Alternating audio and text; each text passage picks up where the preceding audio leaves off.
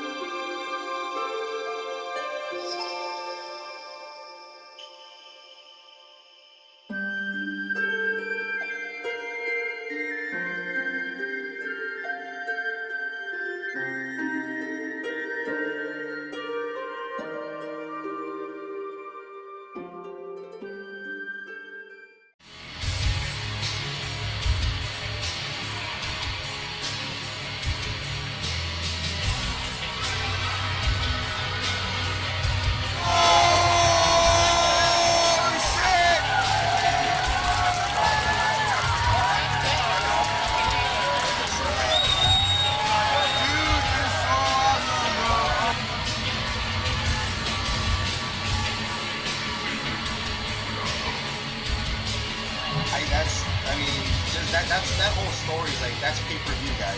Like, you don't get a lot of that stuff. All right, one day.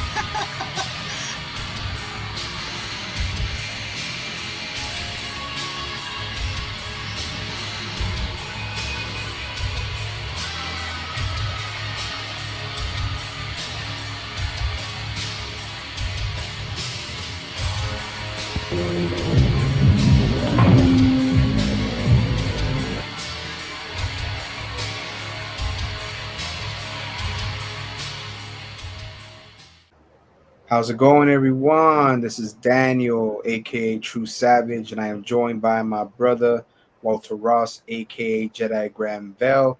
We would like to welcome you to the Sci-Fi Society Video Discussion Volume 28, 2026, and we will be talking about one of my favorite.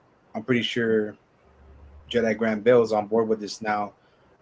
We're going to be talking about one of our favorite manga / anime series on Netflix, and that is Record of Ragnarok Season 3. And anyone who is watching, now that I just mostly do pre-recordings, ladies and gentlemen, we are the Sci-Fi Society. So we're going to just get straight to it. And before I get to Jedi on his take on Season 3, since I'm doing things differently now with pre-recordings, I want to take it back all the way to the beginning a little bit and talk about Record of Ragnarok when I think I did a first live stream about it back in 2021. And then we did another one for Season 2. I think that was late finishing 2022. And I want to take it back to the beginning. And overall, when I first saw this, just this ad on Netflix, I had Netflix back since I had Netflix back since 2017, which is ironic. That the only reason I bought Netflix, and Walter's gonna be tripping out now. The only, the only reason I bought it because the Castlevania series, they weren't showing it, and they weren't gonna show it on anywhere else. They weren't gonna. It wasn't gonna be like nowadays. Like they'll jump into Hulu or they'll jump into Max or whatever. I bought Netflix specifically for Castlevania, but then how ironic that I stuck with it, and I just for some reason this ad came out about Record of Ragnarok. Excuse me, and I was as an anime, okay, whatever. It looks modern. It is modern. And before I get into the deeper info, the deep diving on the history of it, it just kind of baffled me because when I first started watching it, I was more laughing, and I think I told Walter this. I was more like, this is more like like a show with that's goofy or doesn't take it seriously. But it wasn't until they had because you have Gaul, you have you have Brunhilde, and then you have the whole gathering of the gods, gods from all over Norse, Greek, Chinese, Shinto, like all types of the mythos, right? Even the of Bible history. Yes, exactly. Even Beelzebub, even the devil, even Satan, all that stuff. It's crazy they haven't actually mentioned Jesus yet, but we'll see what happens. and just before you go any further, that was something I was thinking that they were probably going to tap on a little bit in the third season. I'm like, they mentioned Adam, they mentioned Beelzebub, Satan, like where it's like you think Jesus might not be coming into play with this because it's like that seemed unlikely, because it seemed like it's hidden that way. Yeah. Well, I mean, that's what I'm saying. See, the more that we jump the seasons, because like I said, getting back to it, we'll just do I'm just gonna do the quick, what we're gonna do right here is go back, way back. So yeah, there you go. When I first saw it, I was more like, this is just a goofy adaptation of an anime, whatever. I didn't even know it was a manga until I found out later that I saw, it's Gaul being, being really wacky, and Brunhilde being a nice queen, and like a know-it-all teenage girl who doesn't want to grow up, and then but then it goes deeper than that, and then we get into the Greek gods, get into some of the Shinto gods, get into all kinds of Hindu gods too, and then I first saw the first matchup, and I was just, okay, this is crazy.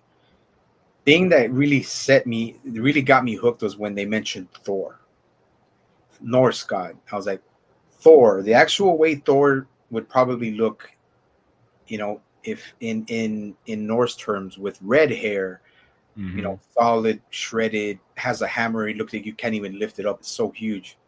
Yeah. And I'm thinking they're gonna come out with a badass, human warrior, right?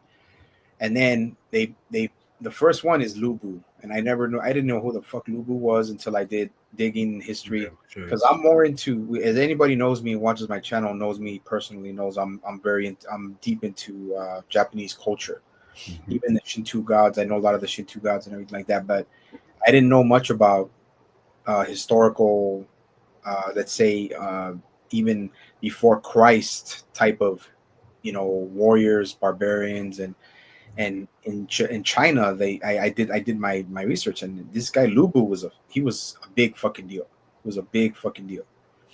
And when they came out with it, they made him look the part. They made him seem the part. They were both very imposing. Lubu was a fucking savage, and the berserker of fury, man, of Norse mythology, Thor. So it makes sense.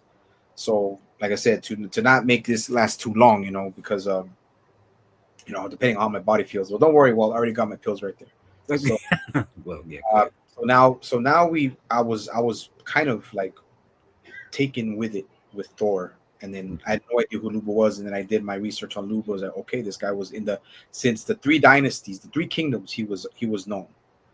And remember, there a lot of these not mythical, but these historical characters, these historical people, they all come from history. They all come from human history, and that from to me made it even more that much more interesting. And as far as we get, I'll get to Walt about this too, because I'm gonna want to get his take on it too. Now when it gets even deeper into human history, even biblical, they go to the next one, which is Adam and Zeus. And Adam, the way they say it, the way the Japanese perceive it in this manga or this anime, he's the we call it the father of humanity. So I was like, wow, like they're going with Adam, like the dude's got the leaf and everything, bro. He's got the leaf, right? He's got the leaf covering his freaking crotch and everything, bro. And I'm laughing my ass off, bro. I'm seeing this shit. I'm laughing. And he's got his sons there too. Yeah, Cain and Abel. Yeah, Cain and Abel. Yeah, see, and that's biblical. You go back to the biblical, it's like that's biblical. It's like, what the fuck, Cain and Abel? Then I'm looking at them, and they make them look so freaking wacky, bro. And I see it right there. They see the little text on the top. It says, "Oh, it's Cain and Abel." I'm like, no fucking way. They're taking that. They're taking that out of the Bible, right? So it makes sense. And then they put him up against a Greek god, which is Zeus. And this Zeus looks like, bro, wow. They made Zeus look like a clown, but it worked.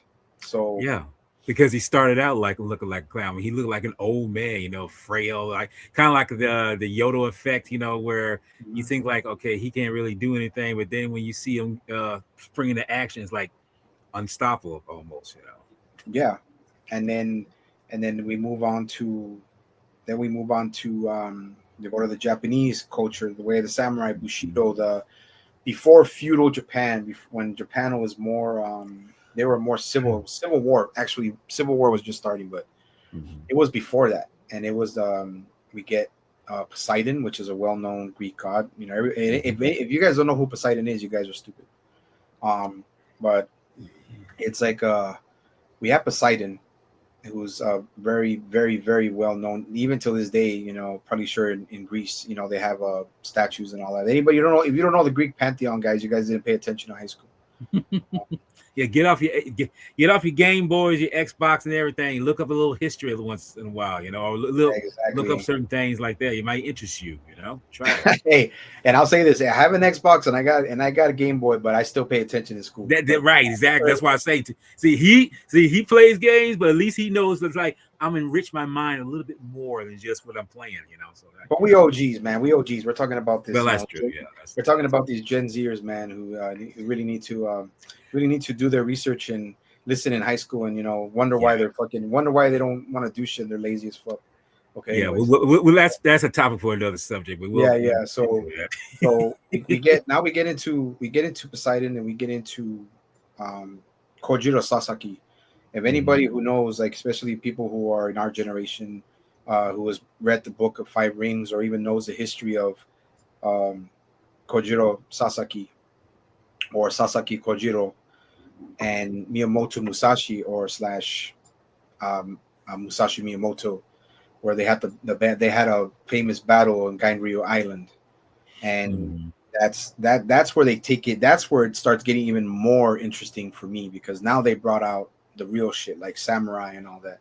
I'm just, bro, but I was just waiting. When are they gonna bring up? I was thinking, why can't they bring up an Aztec fucking classic hero, or a well-known Aztec warrior, even people from from that time, from Tenochtitlan, which was conquered by, unfortunately conquered by, Spain and everything, but anyways, it goes to history. This is the reason why I like it, because it goes deeper into that, type of mythology, not just so much mythology, yeah, legend, and mythology for gods, the human gods, yeah. But then taking figures from historical figures from human history, and it blew my mind, dude. And like I told you, man, when you first saw it, you're like, okay. I said, man, just check it out. I'm pretty sure you told me you're kind of skeptical. Iffy. You were skeptical. You'd be like, well, you know what? Why not give it a shot? Why not give it a shot? So just fill me in on what you thought about the first three, man. Like the first three, real quick. First three battles, and what we think about their backstories, which is the backstories make a big impact on this series. I will say and I think that, because I'm gonna tell you something right now. I think it's like you just kind of summed it up. The simple fact is that I'm thinking it's like, okay, it's common because I remember when Broomhilda, when they first introduced her, and she's got gold with her, and she's talking about humanity and everything, and it always sticks out of my mind when she says, "Y'all a bunch of," or how she said it, y'all scared shitless," or something kind of like how she expressed, and that's not verbatim, but the fact that the way she expressed and saying that humanity has something that's scaring the gods, and y'all just don't want to face up to it, so knowing that she's got that kind of tact, it's like that gumption. It's like, oh shit, it's like, how's this gonna go? Where is this gonna go? So for me, like I say, when I'm watching these shows and then you watching who's going to be battling up with one another and so forth and so on, I truthfully say that I was like, okay, I'm watching it and it's like, okay, we're gonna see these battles. So what? I mean, because you think like easily the gods will win all the time, but as it turns out, sometimes the gods get stumped by the humans because of something creative that they do. So when you see this, and then you hear about certain moves and tactics that they have, that's when you feel like, okay, well, I mean, what's this tactic? Sure enough, break it down for you.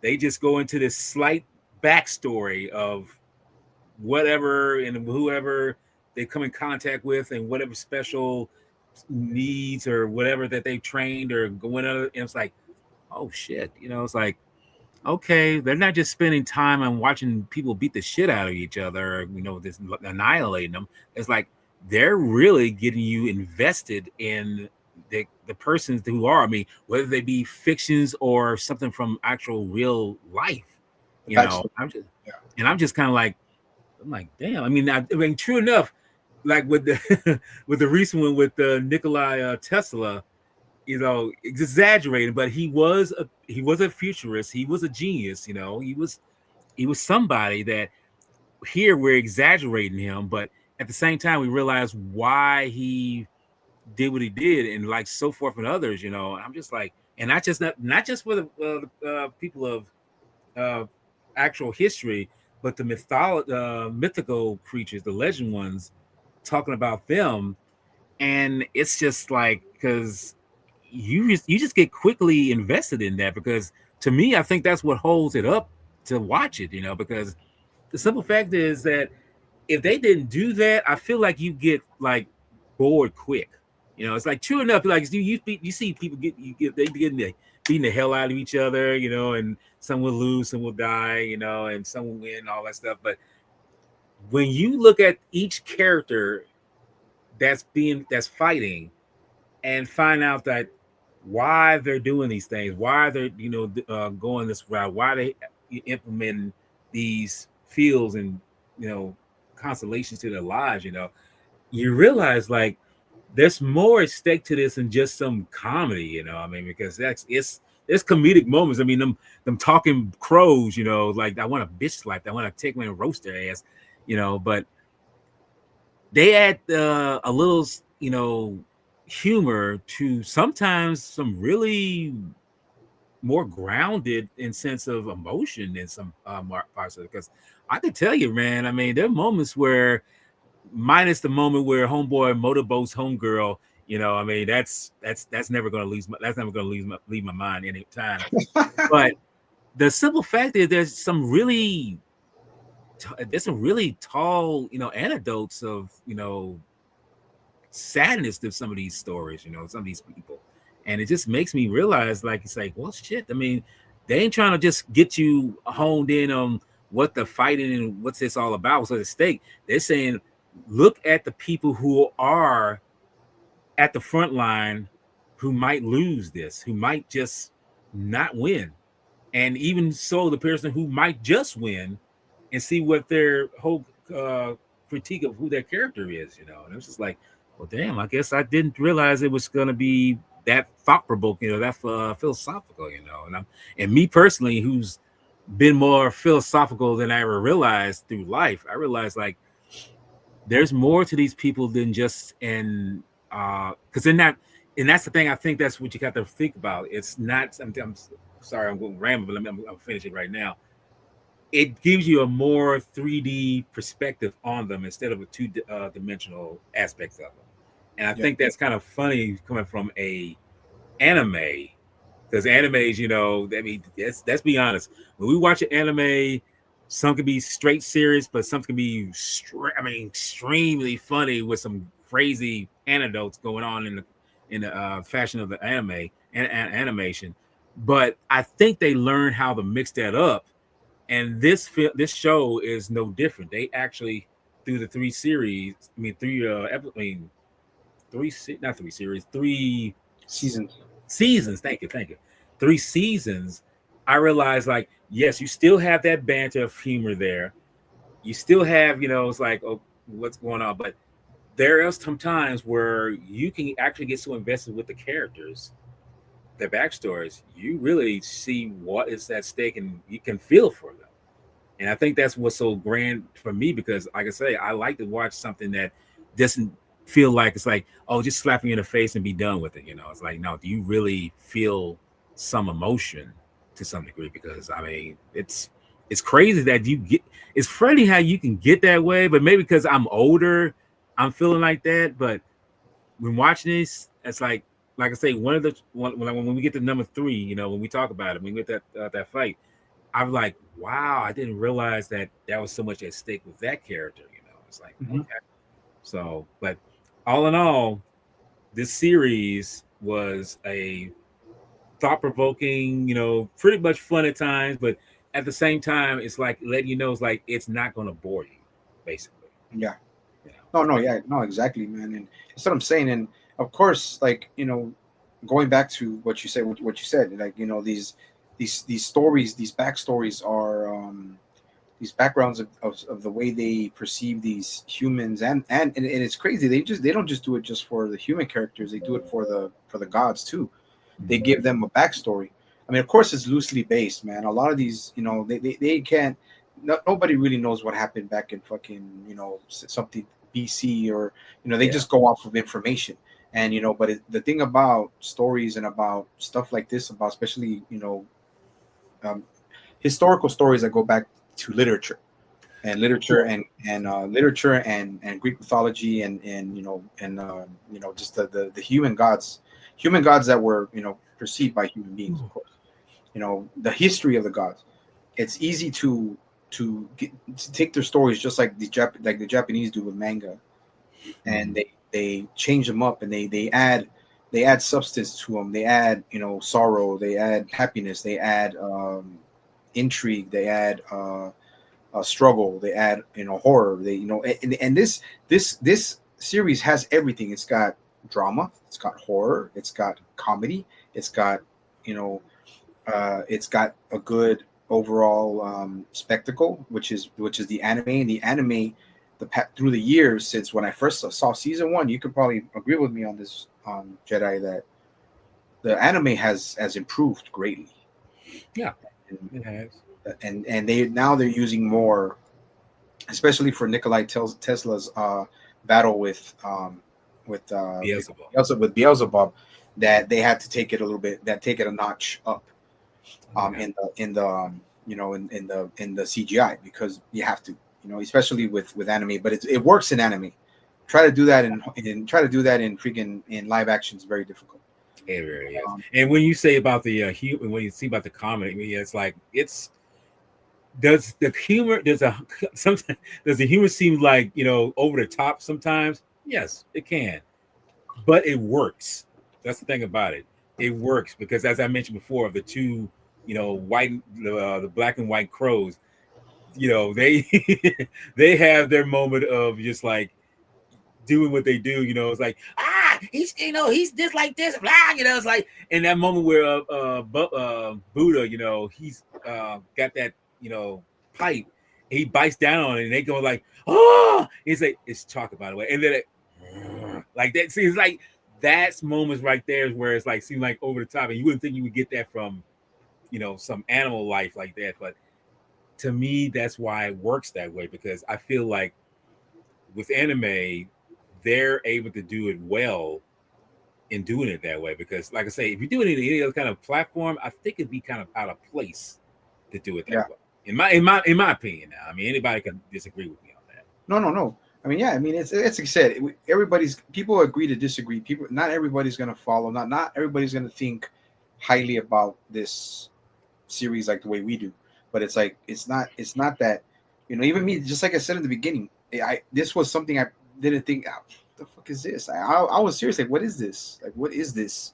So I'll check it out just for shits and giggles, right? Yeah. Just for kicks. And look at it. It became one of my favorite freaking animes, mangas of all time. Yeah. So it's because you gotta get deeper and you gotta give it a chance. It's like anything. You want to watch a movie, right? Yeah. How many movies have we watched that we thought were gonna be shit that were fucking amazing? So it's man, yeah. So, I mean, yeah, and it's the same way with shows. Just like I brought up the show, what do you call it? The samurai. What you were talking Yeah, about? the what do you call it? I forgot what it was already. Yeah, it's good. We're thinking about what we're talking about. We'll get back to that one. We'll get back there. Yeah, but it's it's the Last Samurai Standing. That's a great freaking show. Mm-hmm. It's how they do it. It's like you cannot beat the Japanese at manga or anime. You just can't. Like you can't. They've been doing this for freaking. They created this. They started this. So it's like, there's always been animation, but the kind of animation that they do is just it's unparalleled. Yeah, we have, even in the States, or in the States, have great animated series and animation. Always have legendary shit. But nothing is more legendary than anime, especially from Japanese. I mean, yeah, now Korea, maybe even China have their own thing, but it's never going to be like Japanese. Mm-hmm. But it's crazy, man. Like going through all of the aspects of this show, and then we're gonna start moving on back to we'll start moving on back to, okay, now we had Kojiro killed Poseidon. I was, what the fuck, he actually did it. Right. And then we go to season 2, and then season 2 started off with Hercules and Jack the Ripper, of all people. Who thought Jack the fucking Ripper? Jack the Ripper. Yeah, dude. I was like, what? See, and that he's also, a well-known, they don't even know if he was real or not. They say he was real. People are saying, it was just a hoax, or it was just bullshit. Everybody's saying real. So, but it's crazy how they put him into, and it's crazy they perceived him here as starting off as an innocent boy. And that's how you get invested in the characters. Yeah. I wish I could remember all of the Valkyries' names, man. The Valkyries' names are off the wall. Valkyrie, yeah, I was gonna say, I was thinking about that. It's like I can't remember all the Valkyries. I mean, the easier ones are to remember. Like, of course, we know Brunhilde, and we know Gol, and then there's what do you call it? There's Thrud, and then their names are so freaking hard to pronounce, man.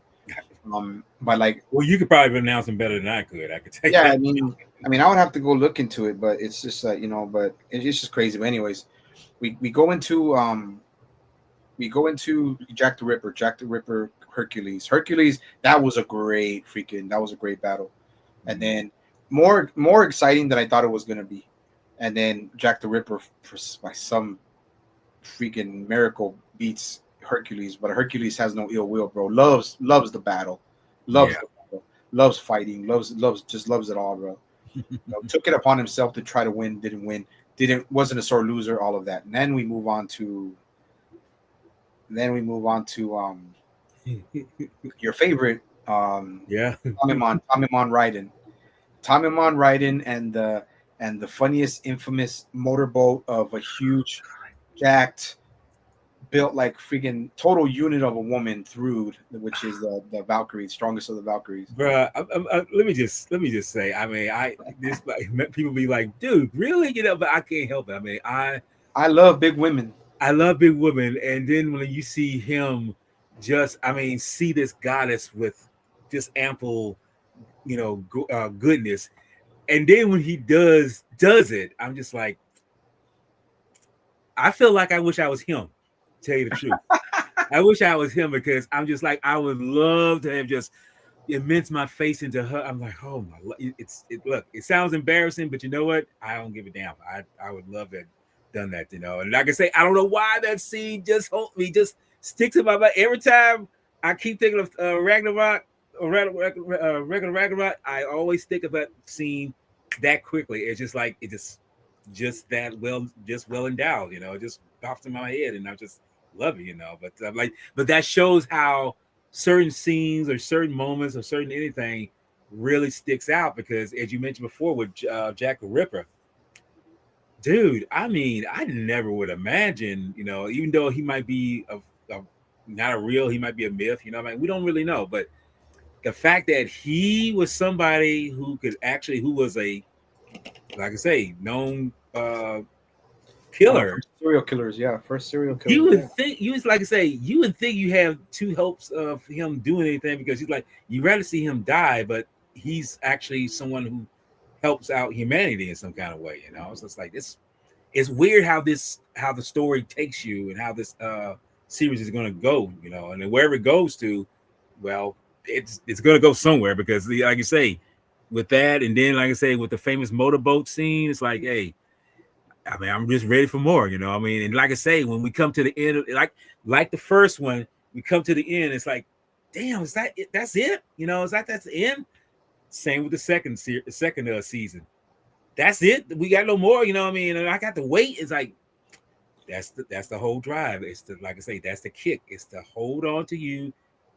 That's a cliffhanger. Letting you know it's like there'll be more, but you got to be patient. You got to be patient and say that this will come eventually soon because because it's been like what 2 years now, almost a year ago since the last one came out. It's a year and a half because season 2 came out in the beginning of 2020. I think it was 2024. Okay. And oh damn, was it that long ago? 2024 because remember we didn't get season 3 until December till the end. Okay. Oh yeah, that's right. Yeah, that's right. Because I didn't start really watching. I didn't even know. I mean, I didn't think they were gonna go with season 3. I was like, when they said, "Oh, season 3 will be coming in December," like what? So I see. Like I said, well, as a matter of fact, you know, let's just mention it now that we're there, man. I'm gonna mention it now that we're talking about it. So, you know, anybody who's just tuning in, remember, this is a pre-recording, so I don't do lives anymore. So anyway, if anybody who's watching, you know, regular Ragnarok, that's, you know, I think that's the way they named it for the you know, for the international for the United States viewing audience. But in Japanese is regular Ragnarok. Japanese, it's called Shimatsu no Valkyrie, which is Doomsday Valkyrie in Japanese. So, and it is a Japanese manga series written by Shinya Yumemura and Takumi Fukai, and illustrated by Azichika. Azichika doesn't have another, you know, last name to it. Okay. You know, about a fighting tournament featuring prominent historical figures against gods from various mythologies. So there you go. And a matter of fact, that as I get to that, let me just go and see if you know, if I could look up the Valkyries. I can look up the Valkyries' names because the Valkyries play a vital role, and I don't want to leave them out because we've actually almost left them out. I mean, Goal and Brunhilde are ones that we know because they're always on there. You know, and how would it be without Goal? It would be pretty lame. It would be a pretty standard, like, unfunny type of. It would be an unfunny season if they didn't have Goal in it because she's wacky, she's funny, and she's freaking, and she also has. She's extremely emotional in times when it has to be, and I'm thinking like she's like between the ages. She's basically a teenager though, right? She's basically yeah. I think she's like barely. I think she's barely getting out of like teenage years. Yeah. Because, like I say, she looks young, and I noticed, and this is what I'm not trying to hone in on that, but I noticed that they're making her more mature in body. I noticed that this third season.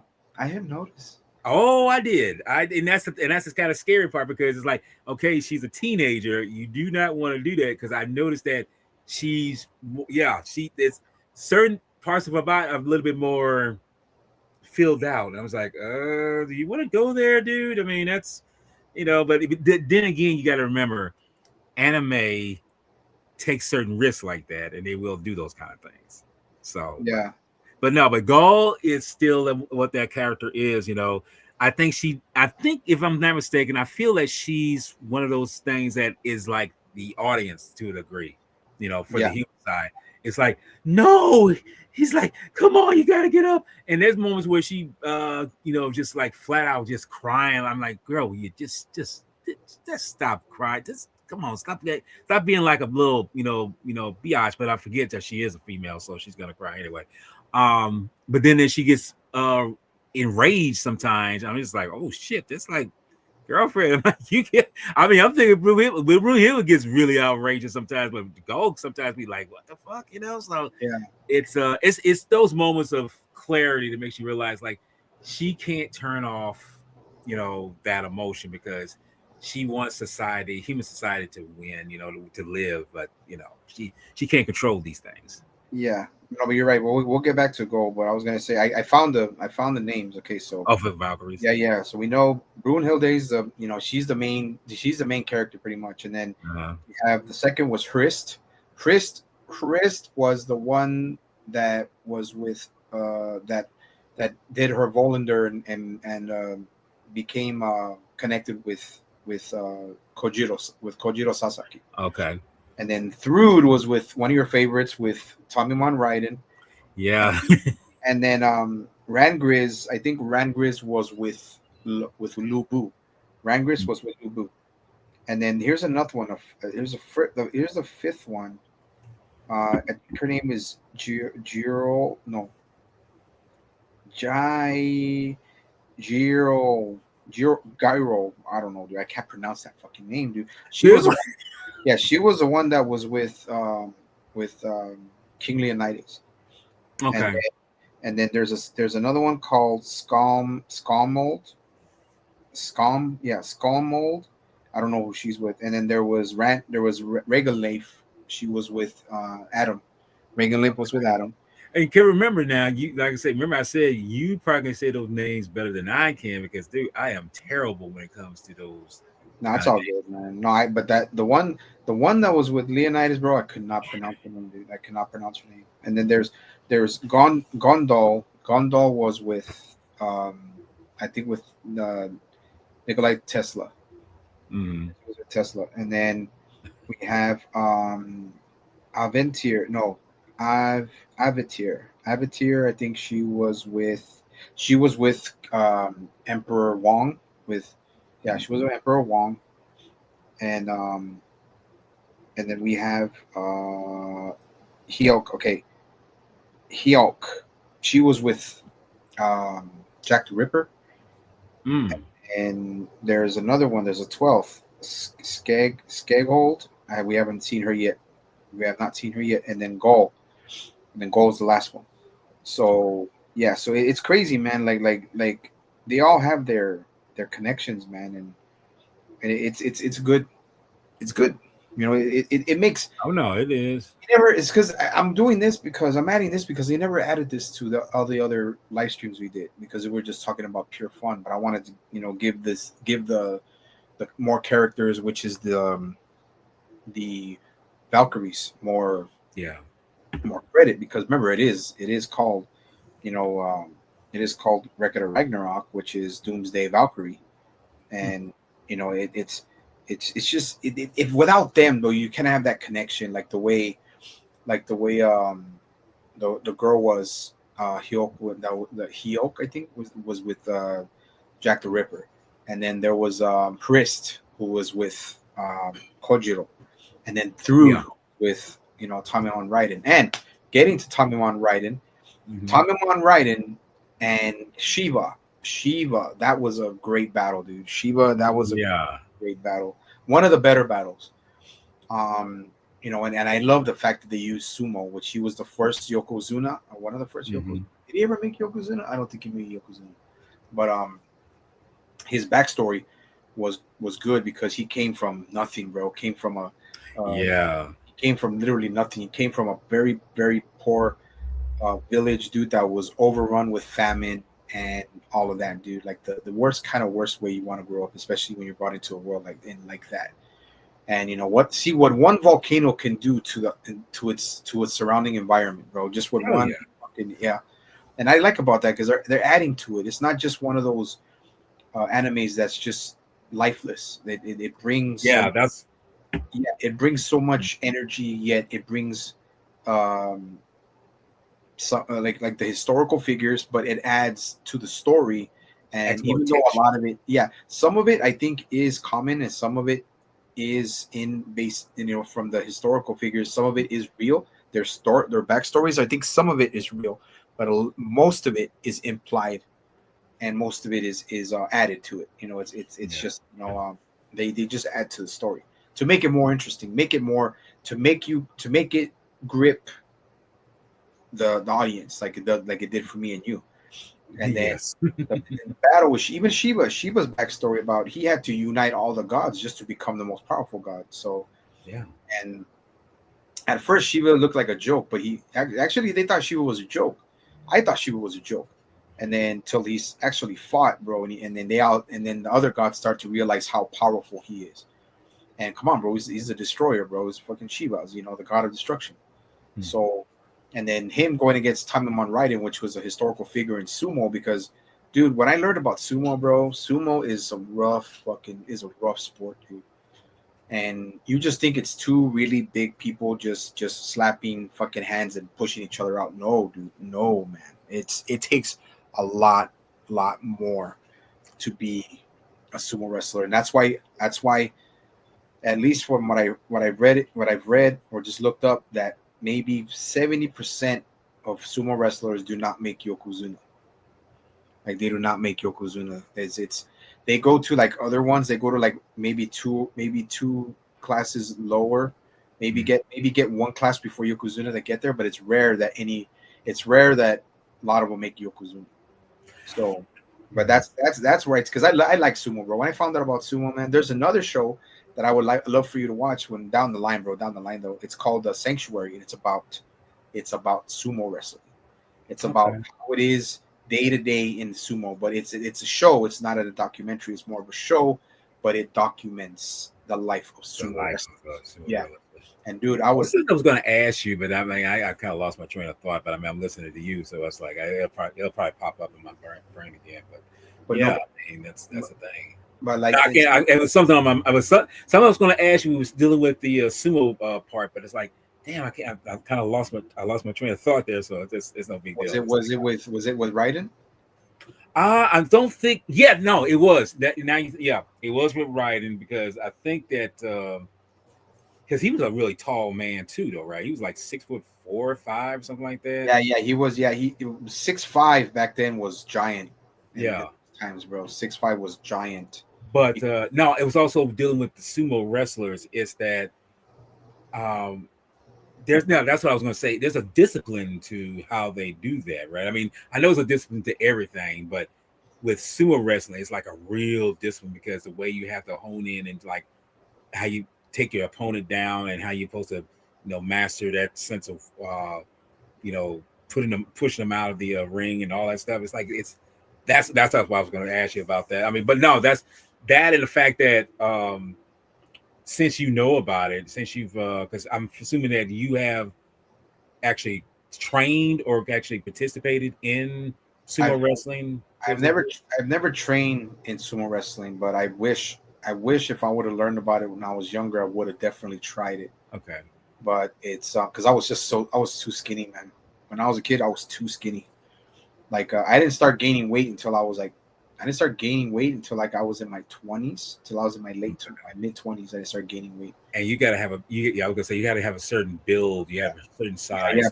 but people think that sumo wrestlers can eat whatever they want, which is true. They can eat what they want, but in real, what I've learned about it when I watched Sanctuary back before I even went to Japan and back in 2021 or 2022, they don't eat just junk food, bro, because they have problems just like anybody else. They have uh, they have heart High cholesterol, problems.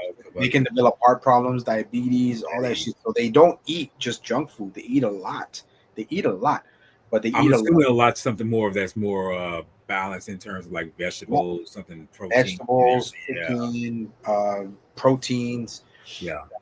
I mean, some of I them wouldn't do. think. I was gonna say I don't think they. I was gonna say I don't think they would because I mean that's and see that's the thing right there. I think you bring up a good point is that in Japan they're very disciplined. I mean, true enough, you do have some people who eat occasional junk food like anybody else, but I feel like with them, like anything, you are disciplined to say, okay, you're going to eat whatever you want, but eat this instead of gorging yourself out on something that's going to harm you. I mean, sure enough, it's going to anything you overeat of is going to harm you regardless.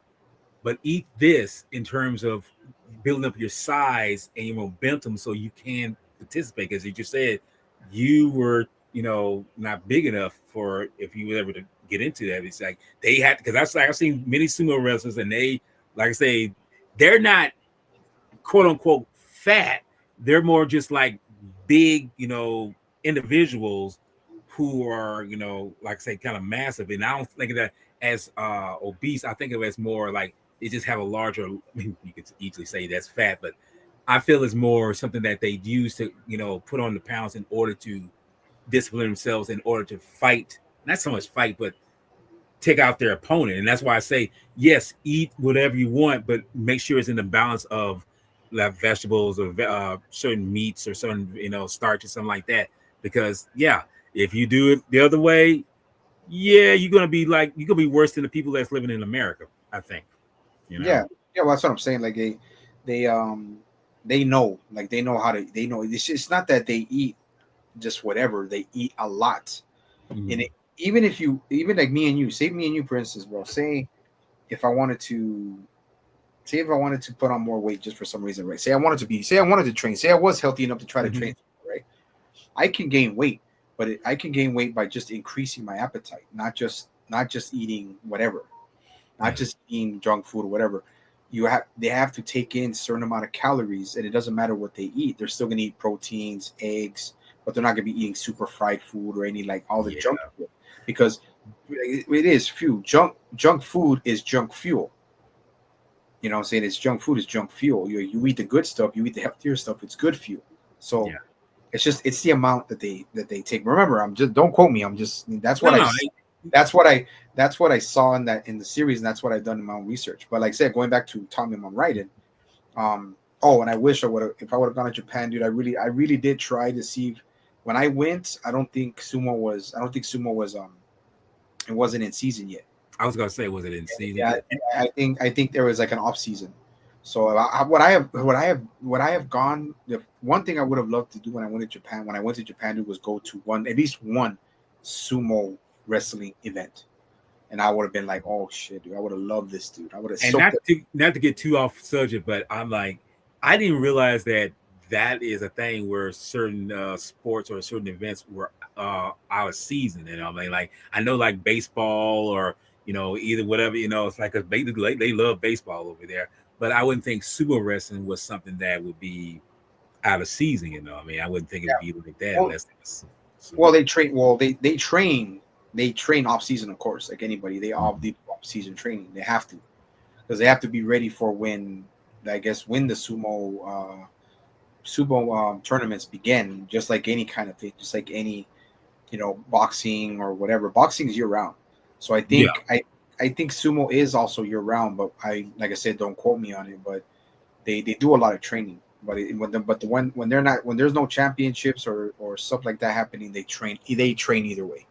yeah. So, but I mean, there's dude. But trust me, dude. In where they train, where they train, bro. That's already those are hundreds of sumo matches.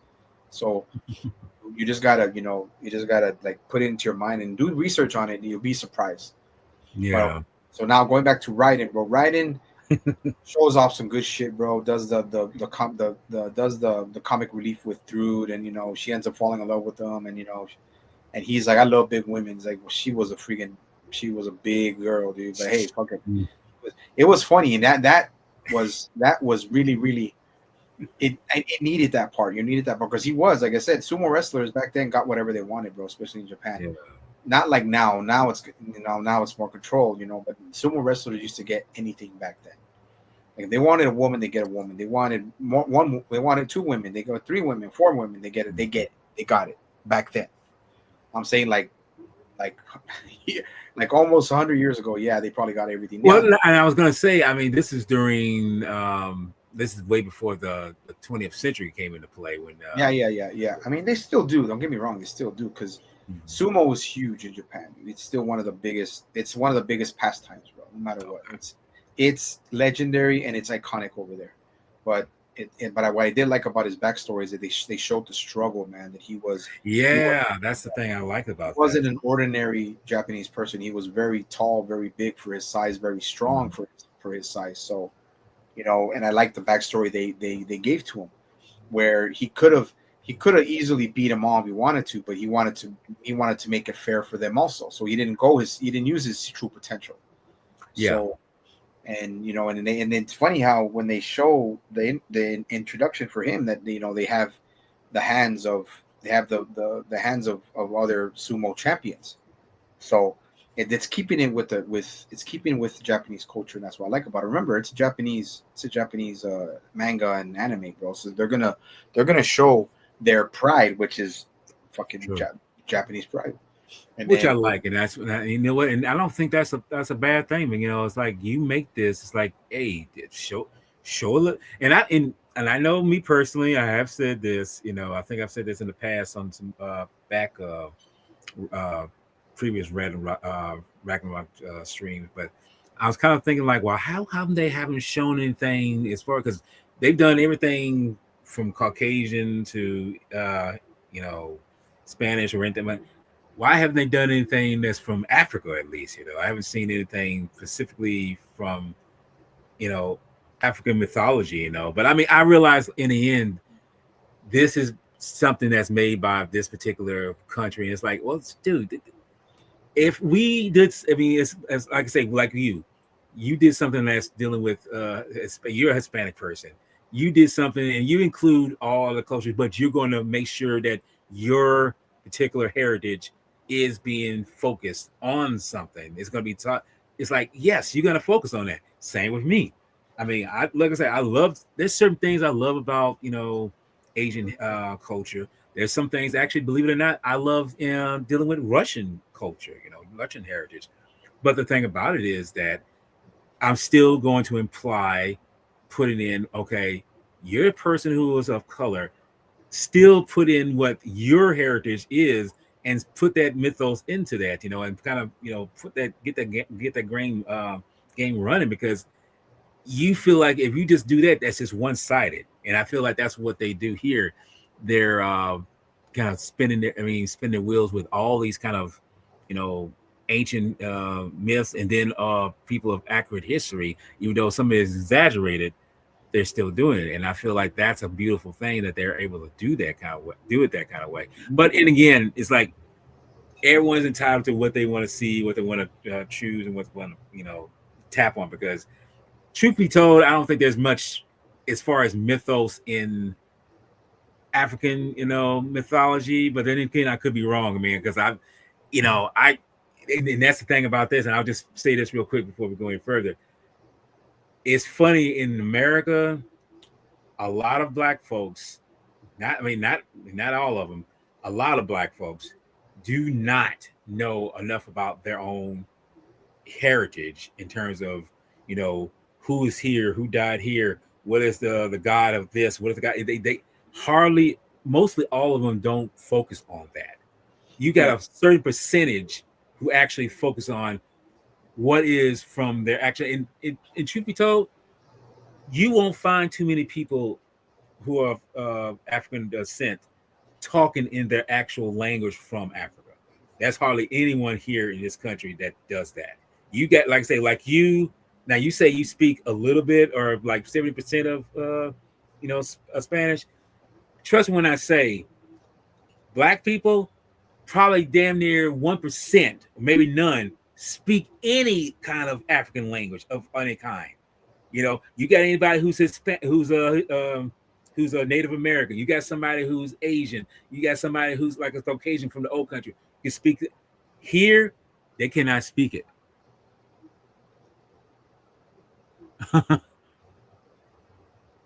Is that the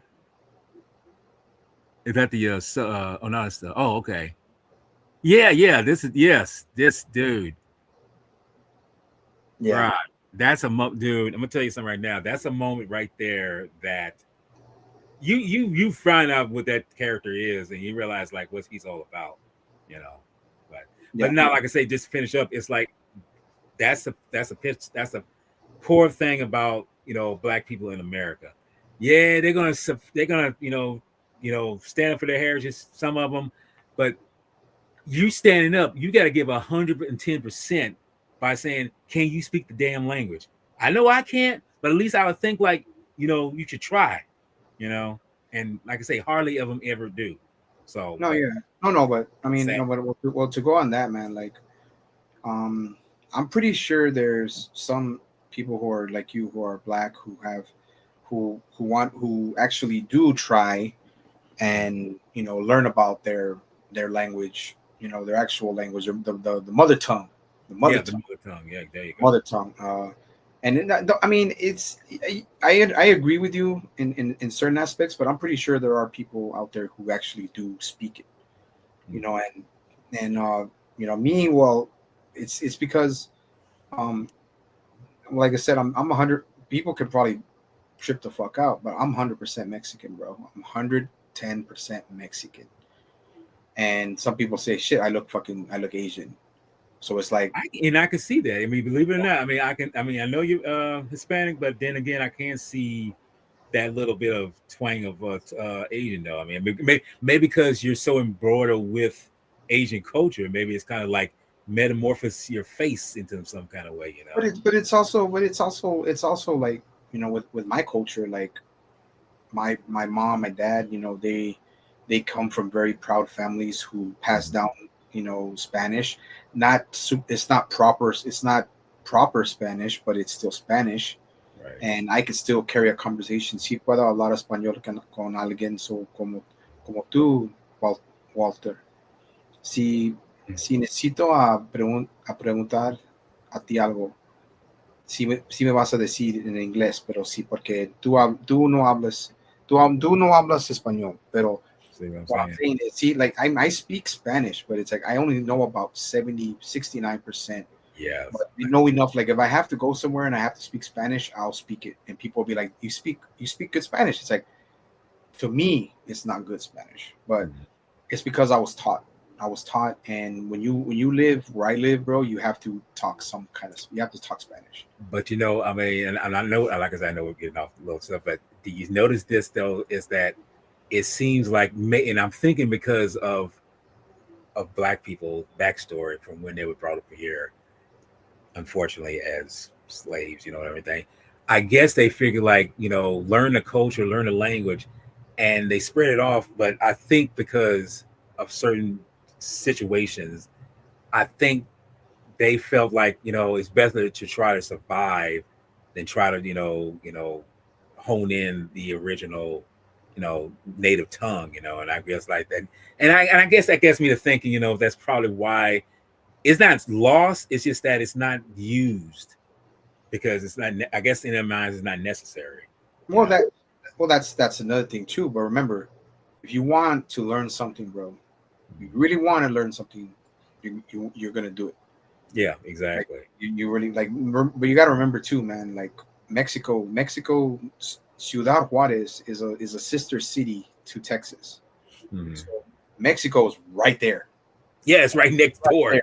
Like it's just right there, bro. Like that. Uh, That's why it's such a, well, they say it's something you should learn, is learn Spanish. Why do you think in most schools they say you should learn? Why do they have more Spanish or Russian or German yeah, or things? They don't have Japanese. How many high schools here teach Japanese?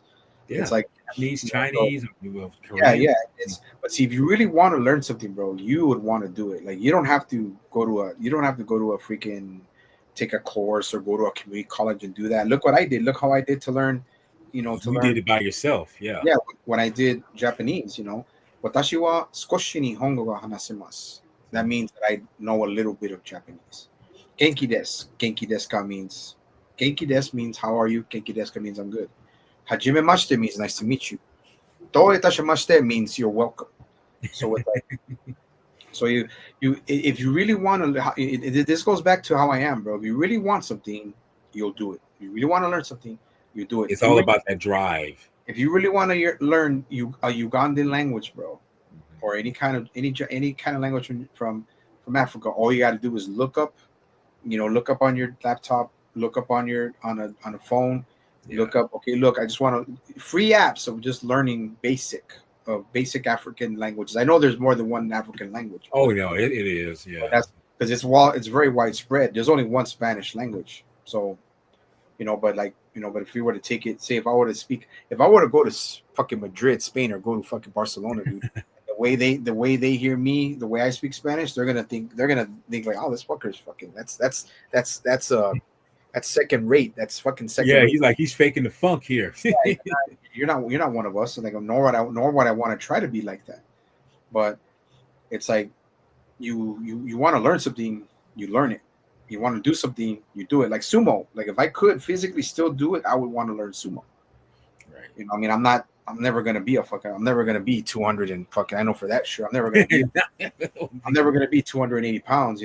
Shit. I couldn't. My body couldn't handle it anyway. But it's like it's just like you said, man. You just gotta go at it. But I understand where you're coming from because it makes you feel like, well, shit. How come you can't do it? I would say, well, don't worry about them. Worry about you.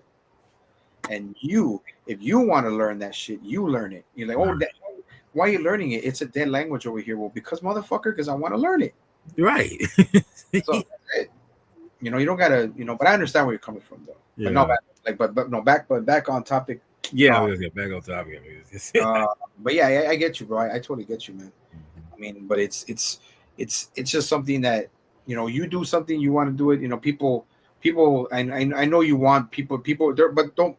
I'll just say this: there are people out there, bro, that are like you, who are black, who are learning the mother tongue, but they're doing it because they want to, not because they want to show it off or because they want to say right. Exactly. They want to say it's like, some people are missionaries and they want to go to Africa. Mm-hmm. They need to learn the language to go over there to communicate. Some people want to live over there, dude. How many people have gone to live over there? It's like it's just because they need to. It's a need. It's more like a need. It's just like me when I had to go to Japan. I needed to learn Japanese, not because I wanted to, because I needed to. Because it to me it feels it was more. I get more out of it, and people, but people there will know that I'm respecting their culture because I'm trying to speak their language. Right. And they did, and like I told you, and they did. When you're a foreigner speaking Japanese over there, bro, they're like, wow, they're like, damn, he's actually showing some respect to the culture. But back to it, man. Okay, we got to Tommy Man. He lost. He gets killed, and some of them they die. Some of them die. Yeah, exactly. Lubu dies. Adam dies. Mm-hmm. Who else? Tommy Man Raiden dies. I was gonna say he dies for sure. Yeah, and then we get to now we get to Buddha, bro. We get to Buddha. Mm-hmm. That battle was holy shit, bro. That battle fucking took threw me away, bro. And then even the backstory on Zero Fuku, the god Zero Fuku, and even some of the run-ins with the humans and the gods in Valhalla, bro, with when you have Kojiro Sasaki, who's still alive, Buddha is right there, and the gods like Ebisu and all of the separate seven deadly sins or whatever. They wanna they wanna like they have a beef against Buddha, and Buddha's like, dude, get over it. Yeah, Buddha's he's like the typical teenage fucking dick. He's a yeah, exactly. Well, not a dick with an attitude, just has an attitude. But and then they try to get on, they try to jump him, and then that's when Soji Okita, one of the main retainers and samurai police that were the Shinsengumi back in feudal Japan, or the Meiji era. I think it was towards the Meiji, and the Meiji. So I gotta I really don't know for sure, but the Shinsengumi were a secret, a private police for the shogun or the shogunate, and they he's part of it. And then there's, I forgot the other guy's name. He was also part of the Shinsengumi, and they have a run-in with the gods and Loki and all of this, and Yeah. and then that's the good part. And then they get to the battle, and we find out that all of those gods are one, and they become Zerofuku. And this is where Zerofuku's backstory. I mean, like I said, we won't spend too much time, but backstory is really good. And knowing that he tried to absorb everyone's pain and stuff like that, kind of like Emperor Wong, but Emperor Wong would just he would just see it, and he would just see pain or look at people how or sense fear, and he would just feel it. He wouldn't absorb it, he would just feel it. And then and then Buddha they finally start the battle. Buddha literally makes a fool out of Zerofuku, even though it was a god, but he's still a god, and he's still a child in his mind. So then by Beelzebub he's corrupted, and then this is where we get Papayas. And this is where Buddha has to really show his fucking shit, and he goes. It's a near death battle, man, that he barely gets out. And the battle was amazing, dude. Fucking Buddha showed his shit, bro. I was like, wow, dude. If they made Buddha like shine in season 2, and we never got a chance to talk about it, because remember there was it was a cut. Yeah, I was gonna say it was that season was cut in half a little bit. It was cut in 2. Yeah, it was season 2. Season 2 was in 2 parts. Yeah, first one was 10 episodes, and then the last bit of it was 5 episodes. That's like, yeah. I didn't realize that. Yeah, and they showed Buddha's backstory, and Buddha was just a normal human being who became enlightened and was chosen to become a god. I'm like, okay, wow. And I like the fact that he told, and here's something that we talked about this the day before yesterday, bro. Like when we say you need to accept yourself, love yourself, accept who you are, yourself, accept yourself. He tells that to Zerofuku, and Zerofuku finally breaks away from the hatred and the anger and all of that. But that's when he's corrupted by that thing that he was put around his head by Beelzebub. Yes. And Papayas was, just, it was kind of made up, but still, probably just some folklore bullshit that they added to it. And it was pretty imposing, man, until Buddha made that so-called demon, super demon, feel fear. And then Buddha showed that fucking what Buddha is, bro. He showed his power, dude. And even when he killed him, and there's gore. Trust me, there's gore in this. Oh no, there's clear. Yeah, that's what a lot of gore, man. When I saw what happened to Chung Yang, the way they killed her before she knocked out Ying Zhang, which is Emperor Wang. She was cut over the boobs and the stomach, stabbed, like holy shit, bro. I was like, wow, dude. And I was like, not the boobs, don't get the boobs, man. But I mean, it has. I mean, how? Look, and that's. I'm not trying to be funny, but when it comes to a big-breasted woman who's a fighter and she's got to be taken out some kind of way, I know deep in my heart that someone's gonna have to hit us where it hurts the most, and that's in the chest area, and sometimes you gotta destroy the fun bags, in them sense, but yeah, I mean that's but it was a necessary thing, because truth be told, I didn't think that was going to happen. I didn't think she was going to kill, but it lets you know that there's going to be some fallen heroes in these moments, and it's like, well, I mean, that's what happens right there, I mean, I hated for her that she did get killed, but he told Wong, it's like, hey, just make a promise to me, just do that. So yeah, just give me a second, man, keep talking. Yeah, no, but and I'm hoping I'm not going to do off topic here, but with Qui-Gon's backstory, it's really funny because I look at him, and I'm looking at his backstory, and when people, treat him dirty, just sneer at him, just say just rancid things, just saying that you're a piece of you coming from a long line of bastards and everything, and he just like, thank you, sir, I appreciate that, thank you for your For your service. for your service and everything. Now, some would never see this, but then unless they know me well enough, I can actually say I'm kind of like Juan a little bit. And the reason I say because, I'm just giving you a good example. Last year, when my vehicle was, it with somebody to be fixed, and it took forever till I got it back, and I'm thinking like, why wouldn't it get back? Everything. Yeah. And then when I come to find out that the car had been, the cops came and tell me that it was placed somewhere else where, it was stuck in rocks or stuck in mud or anything like that. What? It's like, how did this get? And then you realize you put two and two together. You realize like you put too much.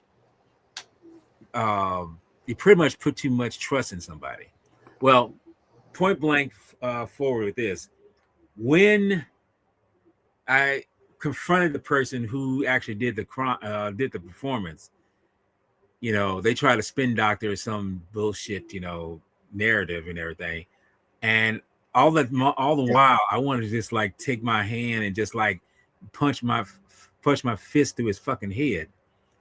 But the thing about it is, I didn't lose my cool. I didn't, lose my, vernacular or anything like that, because even the cop who came and told me about the situation, told me about, my car was, somewhere and it was not where it was supposed to be. He actually told me, it's like, wow, I mean, you're kind of a better person than me, because I would have been going like ape shit crazy, just going, off the walls and everything. But I realize this is the thing about me. That's just who I am, That's just because I used to think that, that's a trait that's, kind of a sign of weakness or anything like that, whatever. But what it boils down to is, and I think I feel like that's what the same way with Kwang was. Is it Wang or Chong? His child name was Ying Zhang. Ying Chang. But when he came what do you call it? But he became Emperor Wang.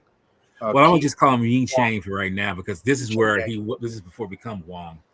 Yeah. But no, the thing about it is that Yi Yang was he was being blamed for, what his predecessor did, what his father did, burying like 400,000 people, and the people who were, related to them, they say, well, the father's not here, we're going to blame him. But he just said, he smiled and kept all the emotions of, knowing that they're treating him badly to himself, because he realized, like, this is where I realized I can sympathize with him, because with me, and the example I gave just a few seconds ago, the simple fact is that I could get angry, I could get pissed off, I can get enraged, I could do all these things, but in the end, it's not really going to do anyone any good. I mean, true enough, yes. As we see, the woman, telling, you can cry, you can get angry, you can do all these things, and what he does, but like him, for me, it doesn't really solve anything. It doesn't really take away from what has been done all in the past or whatever. All it's doing is adding more kerosene to the fire, as I look at it. Yeah. And when we're seeing the story, when I'm seeing how he's going through, I realize, like, I get what I get why he's saying. And then when she tells him to, just let it. I mean, none of this is your fault. You shouldn't have to be blamed for this. And when he releases all that, it's a cathartic moment because he realizes that I've been holding this in for so long because I've been trying to, make this a better world for what it is, but I know I can't do. I mean, in that moment, he realized like, no matter what you do, it's not going to change people's persona of who you are, you know. And I know that's for me, I mean, no one's going to change my persona of who I am because I'm going to continue to be who I am in those moments because I mean, I can easily, because trust me, don't think I haven't wanted to break somebody's back if they did me something wrong. But the end result is it's not going to bring any more stability in terms of, better situations. All it's going to cause is more, I think more this things, just more chaos, more all these things, because it's just bringing more negativity into the world than it is being positive, And like I say, human beings, yes, it's true enough. You can do that. You can be that way. But I think that's one of the reasons why, to this day, why I'm the person who I am, because I choose not to be like that. I mean, it's like I could go off the handle easily. I could cry about a bitch and moan about certain things, but the end result is that I know for me, and this is just for me. I mean, anybody else, they can choose to, they can judge me for whatever. But for me, it's just showing that you want, who you are, And I realized that's what I realized. I know who I am, and I think that that's what happened with, Qui-Gon. He, not Qui-Gon, but Emperor Wong. I'll just say Emperor One for now. Emperor One, he finally realized who he was, and that gave him that lever to let go of the emotions that he was holding back. Because, as you say, he was trying to hold back something because he was being tormented by people because of something of his past, of people which he had nothing to do with. But he realized, like, I'm trying to make the world a better place. But in the end, he realized that people are going to say whatever they're going to say to you. And you just got to learn to realize, like, hey, you can let go. You can't let go of that. And in time, he would, become the person that he is. And you realize why. This is what's so good about this, the backstory of him. You realize why he wears the scarf in the first place to cover his eyes. I didn't understand it at the time because I was like, okay, well, maybe he just knows a certain technique. Anything Asian wise, they have a certain method of certain things in order to say they can just use the ears to hear something or whatever, which take away one sense, the other one comes incredibly stronger. In a way it does. But when you finally find out why he wears it, you're like, oh my God, that makes a hell of a lot more sense. Because as you say, he literally feels people's pain. And in fact, it physically scars him. It scars him physically. And it's just like, it's so abundant, and we're like, and it's like, and like I say, I'm watching this, man, I'm just like, shit. I mean, that's probably why I say I, for myself, don't get into too many, and see, and you probably know this, but I'm a person who doesn't like to be confrontational. I don't like to do a lot of confrontation because I know for myself, I can become the worst part of myself. I can easily become the worst part of myself, and I know that I would be something far worse than the person that tormented me. But at the same time, I realized, like, hey, you know who you are. You're doing a benefit for better things, for some things, for other people, than not just for yourself. You're doing it because somewhere, this helps humanity in a way.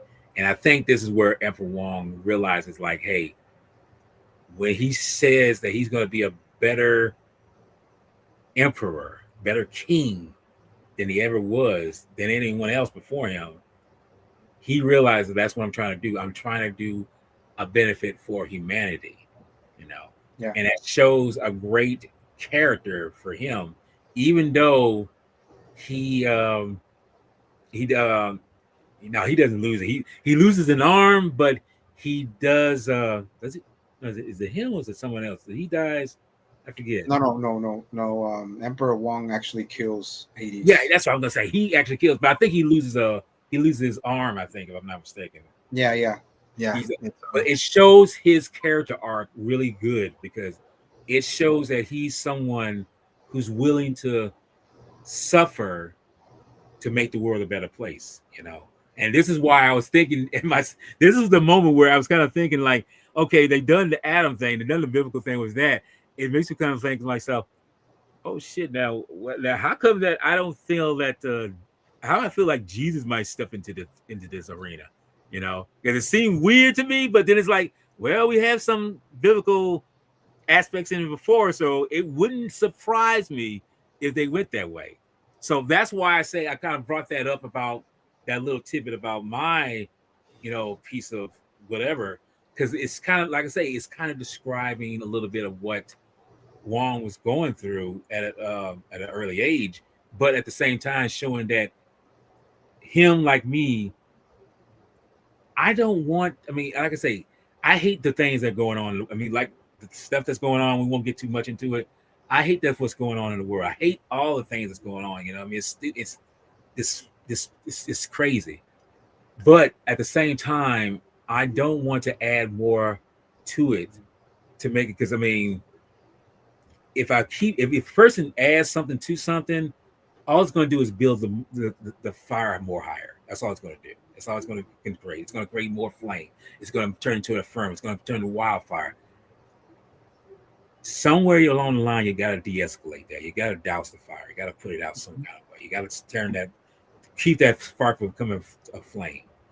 And I feel that that's what Wong's character was. He was somebody who really went to bat, not to win a battle for humanity in terms of saying I won.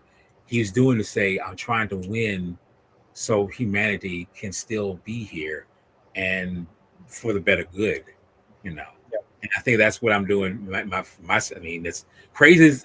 It's philosophical, Thessalonian as it sounds. Truth be told, I do want to see a better place, and I think that's what Wong was doing the same thing. Yeah.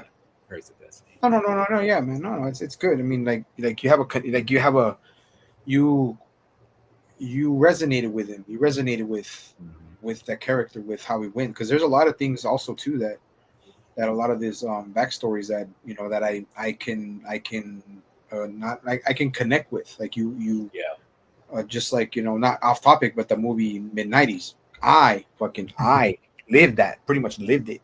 Right. Not exactly the same way, but most of the same things. But you resonate with it. You connect to it. You relate to it. And that's why with you connect. You resonated with Ying Sheng. That was his kid name before he became emperor, which was Emperor Wong. Mm-hmm. But it's like I kind of did too. Like to put the the finishing touches on that battle. I thought he was gonna die. Yeah, me too. I thought he was gonna die. And then when he killed Hades, I was like, what? Like he won? I was like, oh shit. Well, but he's like I said, every time he hurt Hades, he was hurting himself. So, man, it's like he didn't like to put damage or hurt people physically, but it was a battle that he knew he had to do. So, right. So, yeah, and then even I was like, wow, dude. So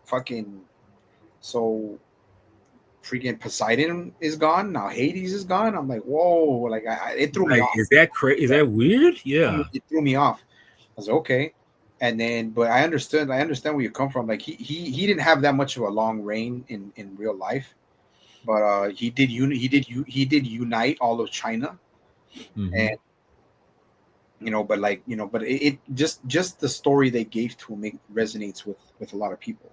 Yeah. And I can tell how it resonates with you. You're not. It's not that he was passive or he was a pacifist. He just, he was a great warrior. Obviously, knew because a lot of Chinese kings back then had to be warriors. If not, they were nothing. But I like how he does also the whole thing with like kung fu style. That's what you usually do. For kung fu. And I'm like, wow, dude, like that's the way you call it, the art of the phoenix. That's also what he used the art. Yes. And See, that's a kind of thing where I related to him too, because we're huge Bruce Lee fans. Bruce Lee was one of my inspirations, first inspiration, probably the first inspiration as far as martial arts. So I connected with him very much because he's Chinese, and and that's why this made me want to get deeper into Chinese culture. Another one, like off topic, is Shang-Chi. Shang-Chi was great as far as showing like the Chinese mythology. So that's like all of that was beautiful shit, beautiful stuff. And here, like I would want to see that more. And then with Emperor Wang, with Q, his name is Qunshi, Qunshi Wang. Yeah, there you go, Qunshi Wang, or something like that. I just say Emperor Wang. Yeah, But but it's like yeah, it was a great it was a great one of the better backstories. yeah, I feel it was. One Yeah, of the better backstories, and it was great, man. His Kojiro's and Raidens were good. I mean, all of them were good, but his backstory, Hercules, was also really good. But like but yeah, but Emperor Wang's is one of the better backstories, and it's crazy how it was based off of Chinese, of Chinese dynasties.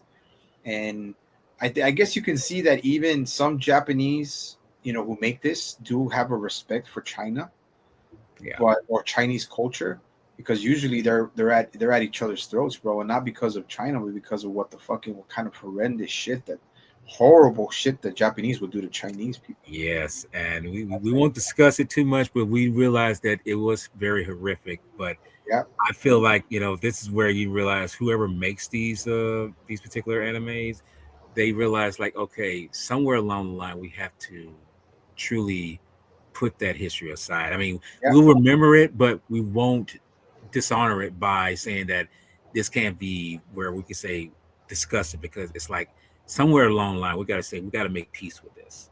yep. We Not have to. remember it, not remember, but don't forget it. Yeah, don't forget exactly. Yeah, yeah. Do not remember it, but don't forget it. Like it's like don't be too hasty to remember that. Just be just I mean to think about it, but just don't forget it. Yeah. Like that's what I'm saying. And a lot of people have mentioned, this is not the Chinese dynasties. This is not the feudal Japan. This is not fucking Nazi Germany. This is not fucking this is not the Civil War. Fucking this is not the U.S. Civil War. So Yeah. it's like that's why we got to freaking But I liked his, like you said, his backstory brought one of like you feel someone's pain, and you take it within yourself, Hmm. so you won't, so other people won't suffer, people won't hate you. But he did understand when he grew up that, yeah, well, people are gonna hate you, people are gonna try to assassinate you, people are gonna try to kill you. Yeah. So but that's what he understood, and it is one of the better It is. It back. really is. And but it's great, dude. It was great how even Goal and well, I knew that Brunhilde, she's right here. She's right here. See, she's right there. Yeah, as I say, I see her. Yeah, so you see, big, Yeah, Brunhilde is right here, and and she's close to my heart. big. Well, she's big breasted, so I She mean, was yes. she was she was more sure about it. Goal was the one that was really surprised, but Hmm. Goal was always surprised. But like once that happened, the gods were fucking what They're freaking like, what the? Hmm.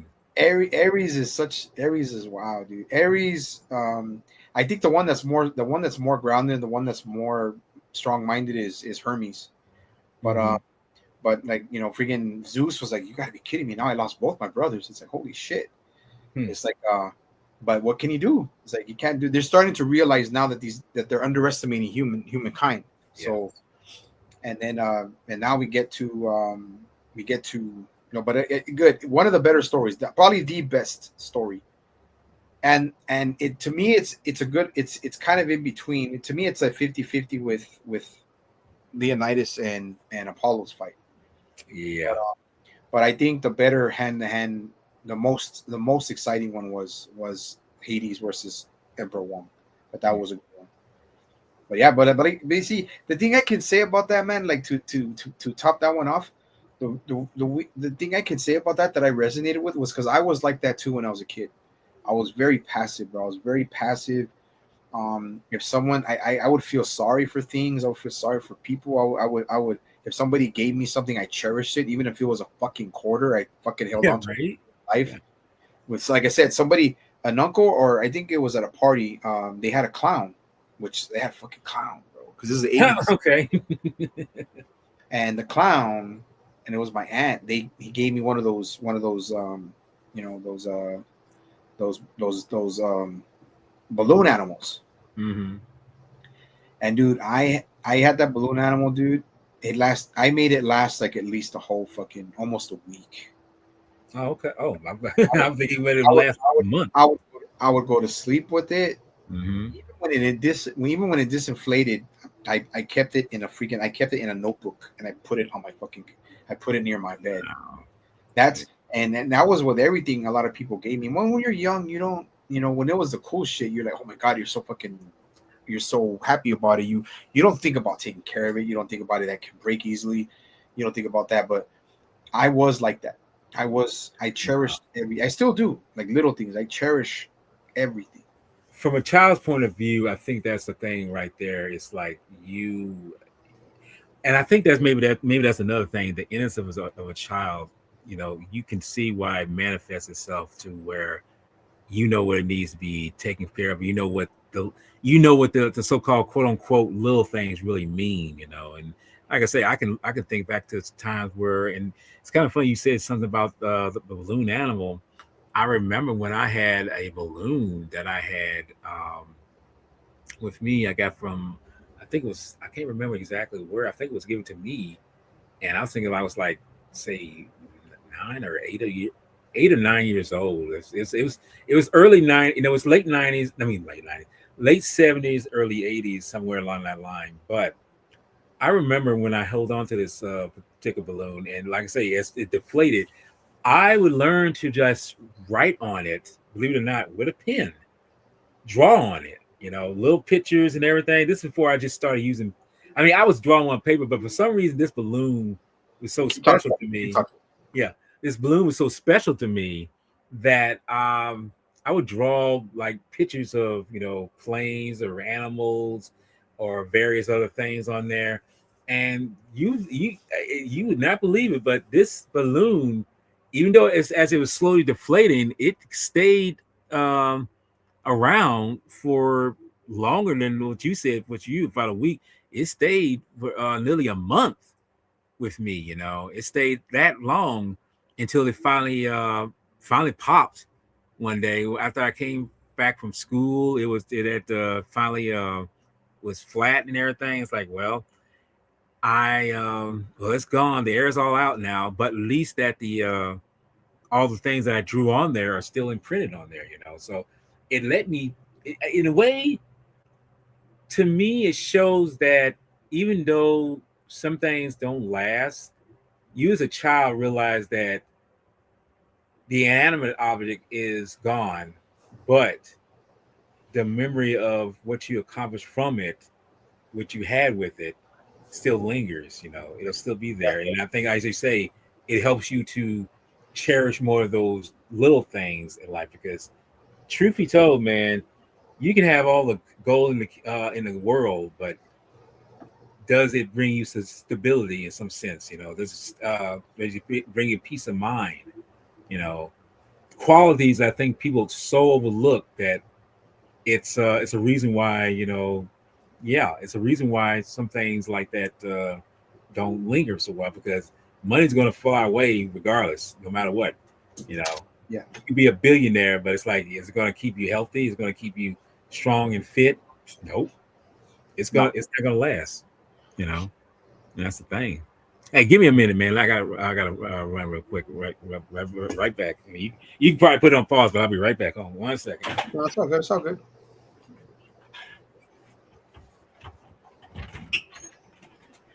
Yeah, but watching that thing, man, watching this anime, man, is beautiful.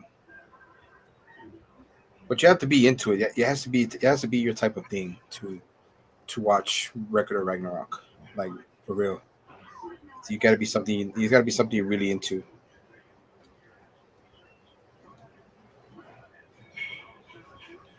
And if you ever get to watch it or check it out, it's on Netflix, and it's a great show.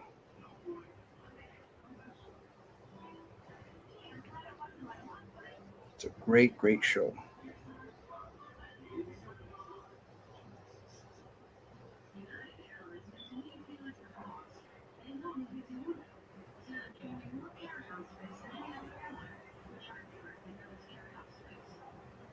But as far as when we get into the battle with Beelzebub and and Nikola Tesla, yeah, that one goes a little more into science fiction, but it's still worth it.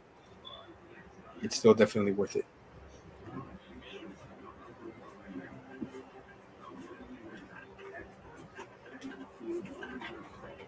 It's kind of got like an Iron Man uh, throwback to. All right, I'm back, brother. All right, cool, man. Yeah, yeah. I'm just. Yeah, well, just to add on to the story of the backstory of the different characters. Now with Beelzebub and who is he fighting with? That not the Beelzebub, Nikola. Nikolai Tesla. Which when I hear that name Tesla, I was like, you automatically know what Tesla is, but we won't go into the depths of that.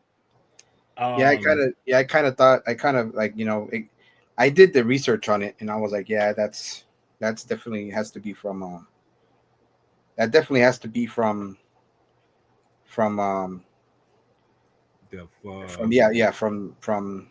what the modern day is. But he is a well known and a pioneer. Yeah, but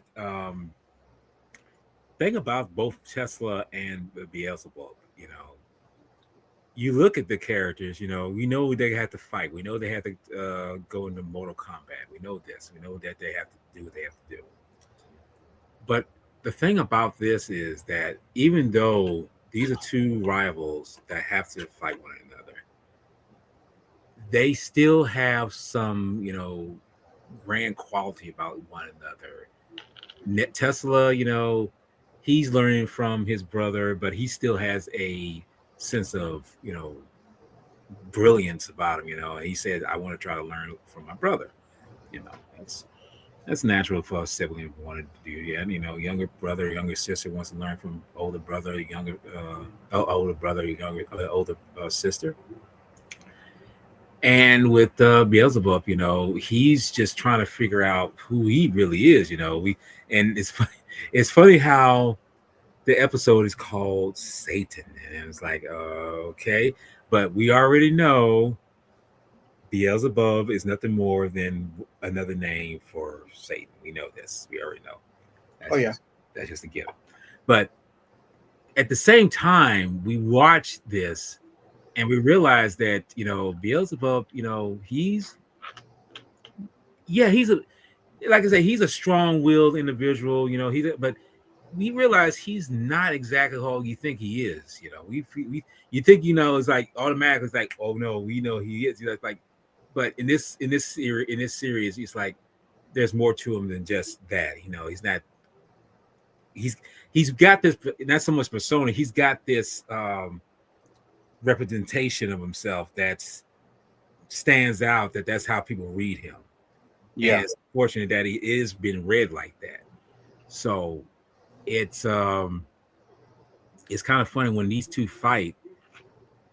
They fight not with so much their minds, but they fight with their hearts, which I feel is a beautiful thing, because even as Tesla is getting, beat down, fucked up and everything, he still yells to the crowd, to the humans. He's like, this is amazing.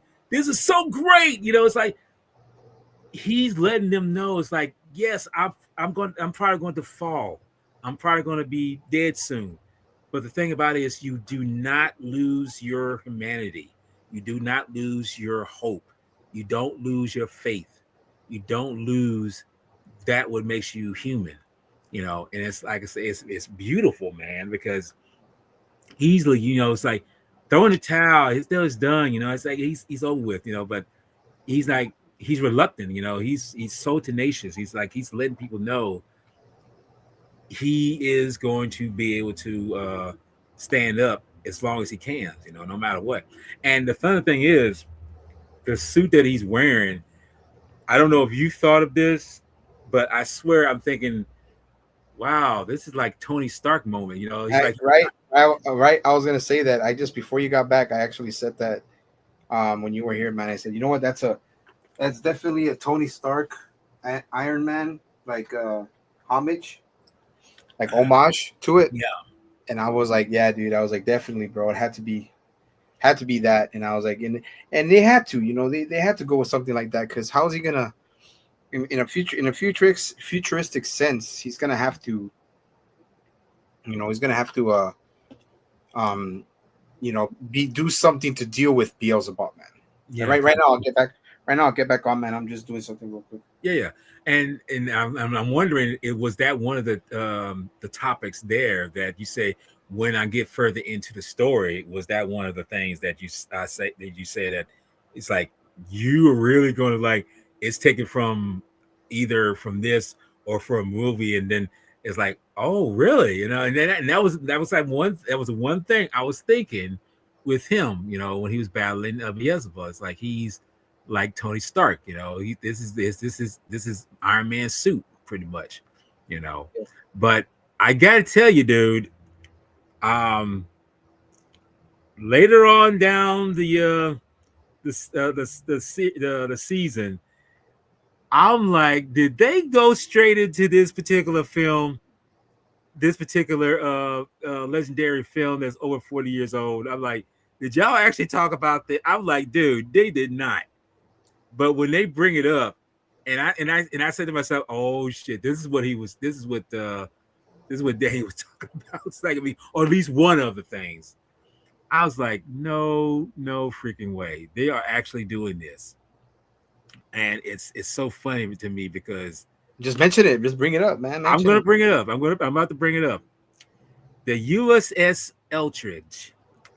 And if anyone has ever seen the 1984 classic, The Philadelphia Experiment, well, you already know that there's a moment in that film that's happening in this story during the time with Beelzebub and Tesla when they're battling, and I'm just thinking to myself, it's like, what the?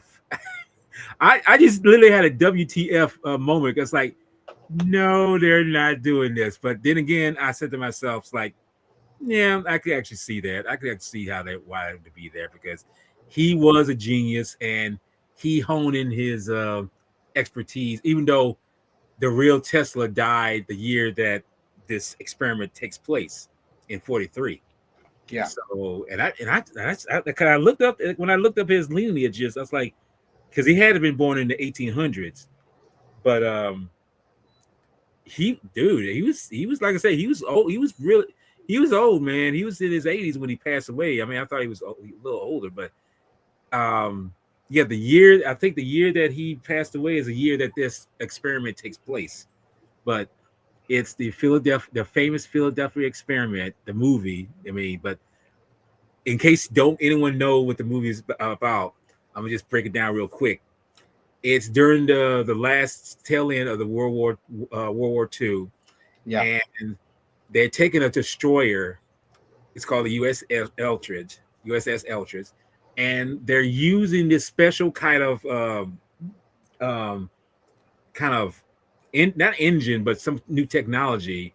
Well, you could say it's ancient technology now, but I mean, you can probably use it with a hand phone, most likely.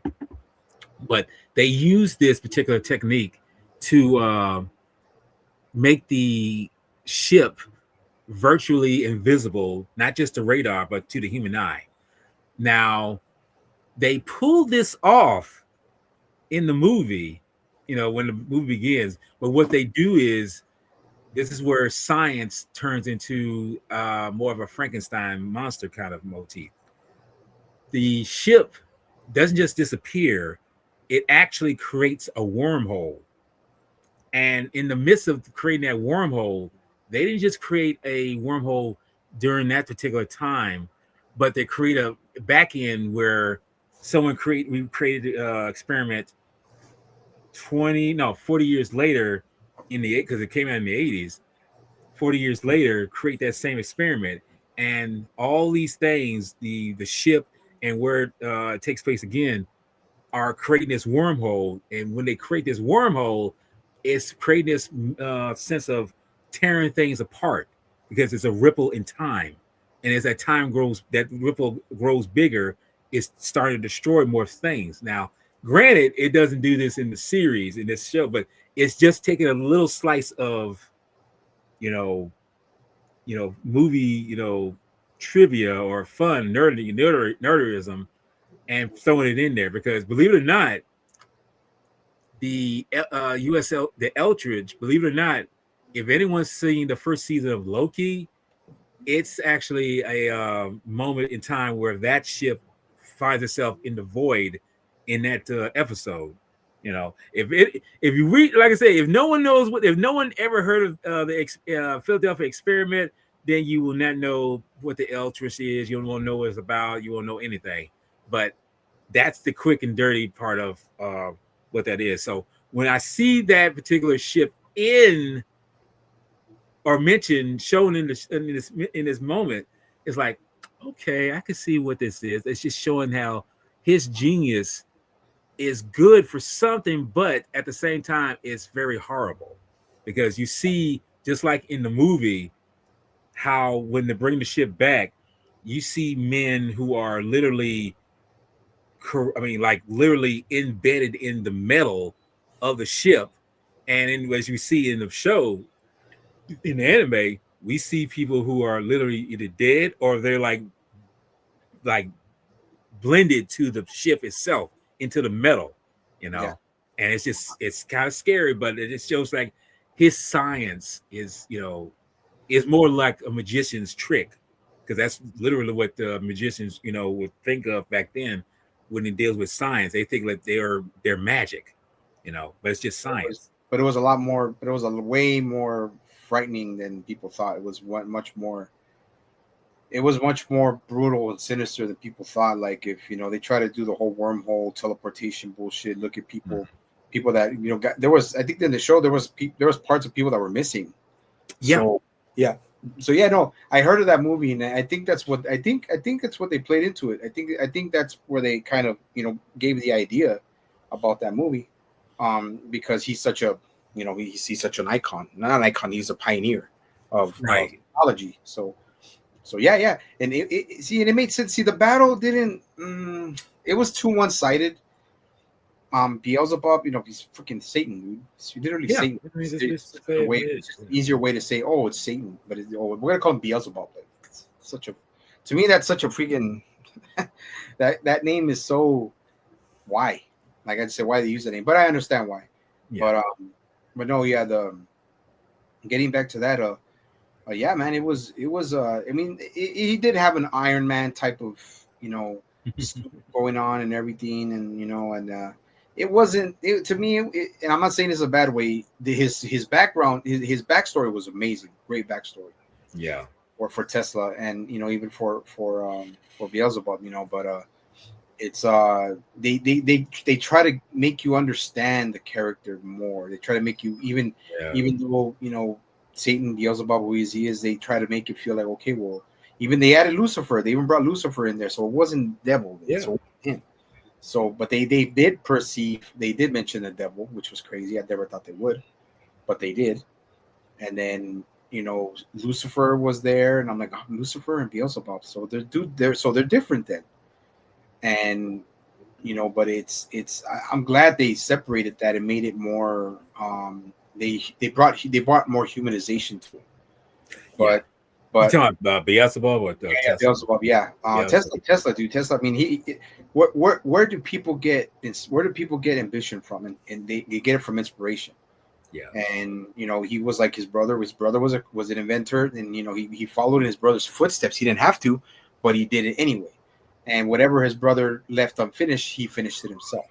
So he was just it's more one of the more grounded ones, but it's more to me.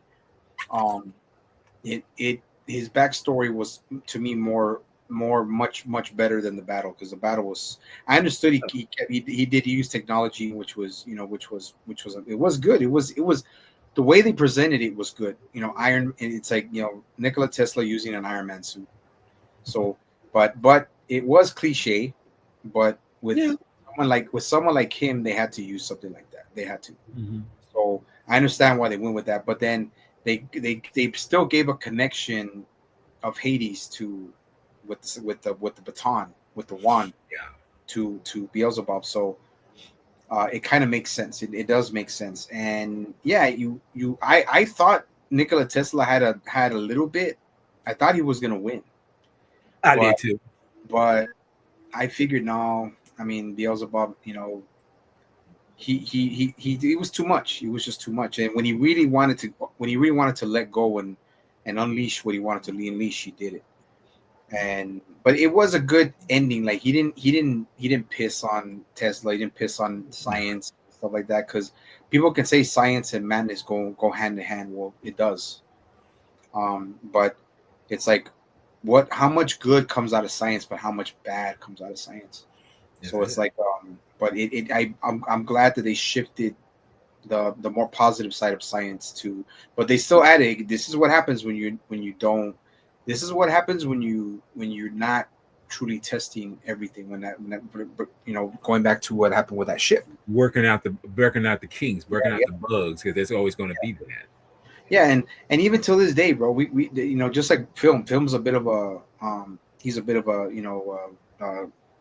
we call it conspiracy theorists. Conspiracy theorists. And they could be working on that shit right now, dude. They could be working on teleportation. They could be working on, I wouldn't be hesitant to think that they are experimenting with, like I say, like it's not necessarily teleportation, but dealing with wormhole effects. I mean, it literally anyone could be doing anything as far as like, anything that you see in the movies. I mean, I wouldn't hesitate to think that they're actually putting to effect. I mean, hell, it's like, if they think that they can do, so-called, enhancing a person, and making them more, physically fit and more, it's like, yeah, you can do that, but there's going to be consequences if it gets it wrong and it comes out, shattering, and splight. Look, let's be honest. A lot of the films we see that deal with these kind of things, like I mentioned, the Philadelphia Experiment, and all these, they're nothing more than cautionary tales to human beings to begin with, because even the original Frankenstein, I mean, it's based off a book, but the simple fact is, science reanimating something. Do you really feel that that's going to be controllable, or at least it's going to be sane enough to know if it's alive or dead? It's coming back from the living. I mean, from the dead. The thing about it is, it's always going to be that Frankenstein, mad scientist motif. It's always going to be that. It's showing people in the world with these movies that come out. They've done it since the 30s up until now. Just because science can benefit, and that's the thing about it, it should benefit human beings. It should benefit humanity. But what do we see time and time again with some people? Humanity. I mean, or no, let me rephrase that. What do we see humans do with science when it's going against humanity? They do something just to say, okay, maybe we can do it and it'll benefit us in a sense of financial gain. But when something is thrown off a little bit, what happens? It becomes sentient in terms of it becomes its own identity, and it becomes something totally terrifying. I mean, look at movies like the original Terminator. Look at the Matrix. You know, AI. Perfect example. Look at AI. Look at how it looks right now, dude. That don't be. I told somebody this. Do not be surprised if AI seriously comes sentient, Goes rogue. goes rogue, and it's like, well, guess what? You motherfuckers brought that on us. Y'all did that to us because you wanted to be. You think you're so fucking smart, you know. But again, it's supposed to serve humanity, not put them in slave chains or something like that. But unfortunately, we realize, like so many times, there are human beings who are doing good for the world, doing good for the humanity. But unfortunately, we know that some take science and so, in truth be told, let me make sure I make this clear. Some are actually trying to benefit humanity, but maybe it kind of goes back to something that's said in Jurassic Park, another example of the Frankenstein motif. You know, Jeff Goldblum's character Life says, finds a way. Life always finds a way. well, not just that, but he actually said before he says that life does find a way. But he actually said your scientists were so preoccupied about if they could, they didn't stop to think They should. if they should. Yeah. That's the point right there. Yeah. Should you do because you have, you know, Pandora's box in your hand? Should you do this? You know, and this is the thing we have to realize. And like I say with Tesla, you know, he was good at what he was doing, you know, and he was trying to encourage mankind. But people who read his notes, take what he learns, they might have read the instructions wrong. And well, this is a result of that, like with the Philadelphia experiment. You know, it's all these things. It's kind of, you know, I don't, you know, I'm not going to get too involved, invested in this. I'll just say that Conspiracy theory. right? I'll just say that I feel that as human beings, you know, we should just truly share. I mean, grow technology, learn to benefit it for everyone else, but don't let it go out of control where it's going to be something that you feel that it's supposed to benefit you in terms of financial gain just to make money. Because if that's the case, then, or you say, hone in, it's going to defeat your enemy. Because believe it or not, the so-called enemy that you're trying to defeat is the one that you're creating. You know. Yeah. But I mean, like I say, we'll get back to what we was talking about with Tesla and Beelzebub, and realize that there's some very interesting characters, but as you say, it's not all one-sided with either one of them in my mind, you know, because Beelzebub, we can easily say that he's got a dark side, true enough, but I feel like that's just a, you know, allegory to all of human beings, all human life, anything. We all have a dark side, just as much as we have a light side. You know, we all have that. Yeah. You know, no one is perfect, but No. we all gonna have those moments where we are, you know, which one do you choose the most? You know, Yeah. and even though Beelzebub is cursed, because he even says it, I'm cursed. He chooses to just be, you know, what he is in terms of I'm going to be who I am as long as I can in terms of, you know, how will it affect others, you know. Yeah. And Tesla, all he did was try to encourage mankind. That was it. Yeah, well, that's what I'm saying. This inspiration inspired. He did, you know, he inspired a lot of other inventors, and you know, and like to put the cherry on top with this battle, it's like, I think his story was the most. I mean, an emperor, you know, hold on. Don't worry, I mean, because like you got to remember, he's just agreeing with us. And like I say, with Emperor Wong, you know, I mean, he was somebody who was trying to bit or Like it was how can I say it? He Ying Shang or Emperor Wong, like, you know, the story was very grounded, but this one Mhm. with Nikola Tesla was more grounded because it was more based off of just what the reality is with humanity. What force would humanity have against a god? Really, it's pretty much just science. You Mhm. know, 'cause a lot of the stuff that these other warriors from the past that did battle in other in the other fights in the series, they were more supernatural. More kind of superhero esque. This one with Tesla, he knew it's just all he had was science. All he had was science, and to me, that was the most realistic of Yeah. all of them. Like of all of them, realistic. But Because I like, think this was the only one that actually used science for yeah, the battle. yeah, and science, and really, I think all we do have is science. Yeah. Against anything, it's uh, against sickness, Common, yeah. war, protecting which other countries, like Even weather for that matter. creating food, weather, trying to manage weather. That's all we have. Like science is all we have. That's why it's the most grounded, realistic story in my opinion in this show. Yeah. But it was good. It was very good. And like I said, I'll take a little bit. I take a little bite at it, man. We can go like an hour, 2 hours, 2:30. We'll keep it slight Oh, we're as we. doing good. Like I said, we're talking. I mean, Uh, that's what I figured. but yeah, it's as far as I agree, man. Like AI and all that, bro. Like we're not gonna be around for that time anyway. But yeah, I'm just saying that it's not only the people in science that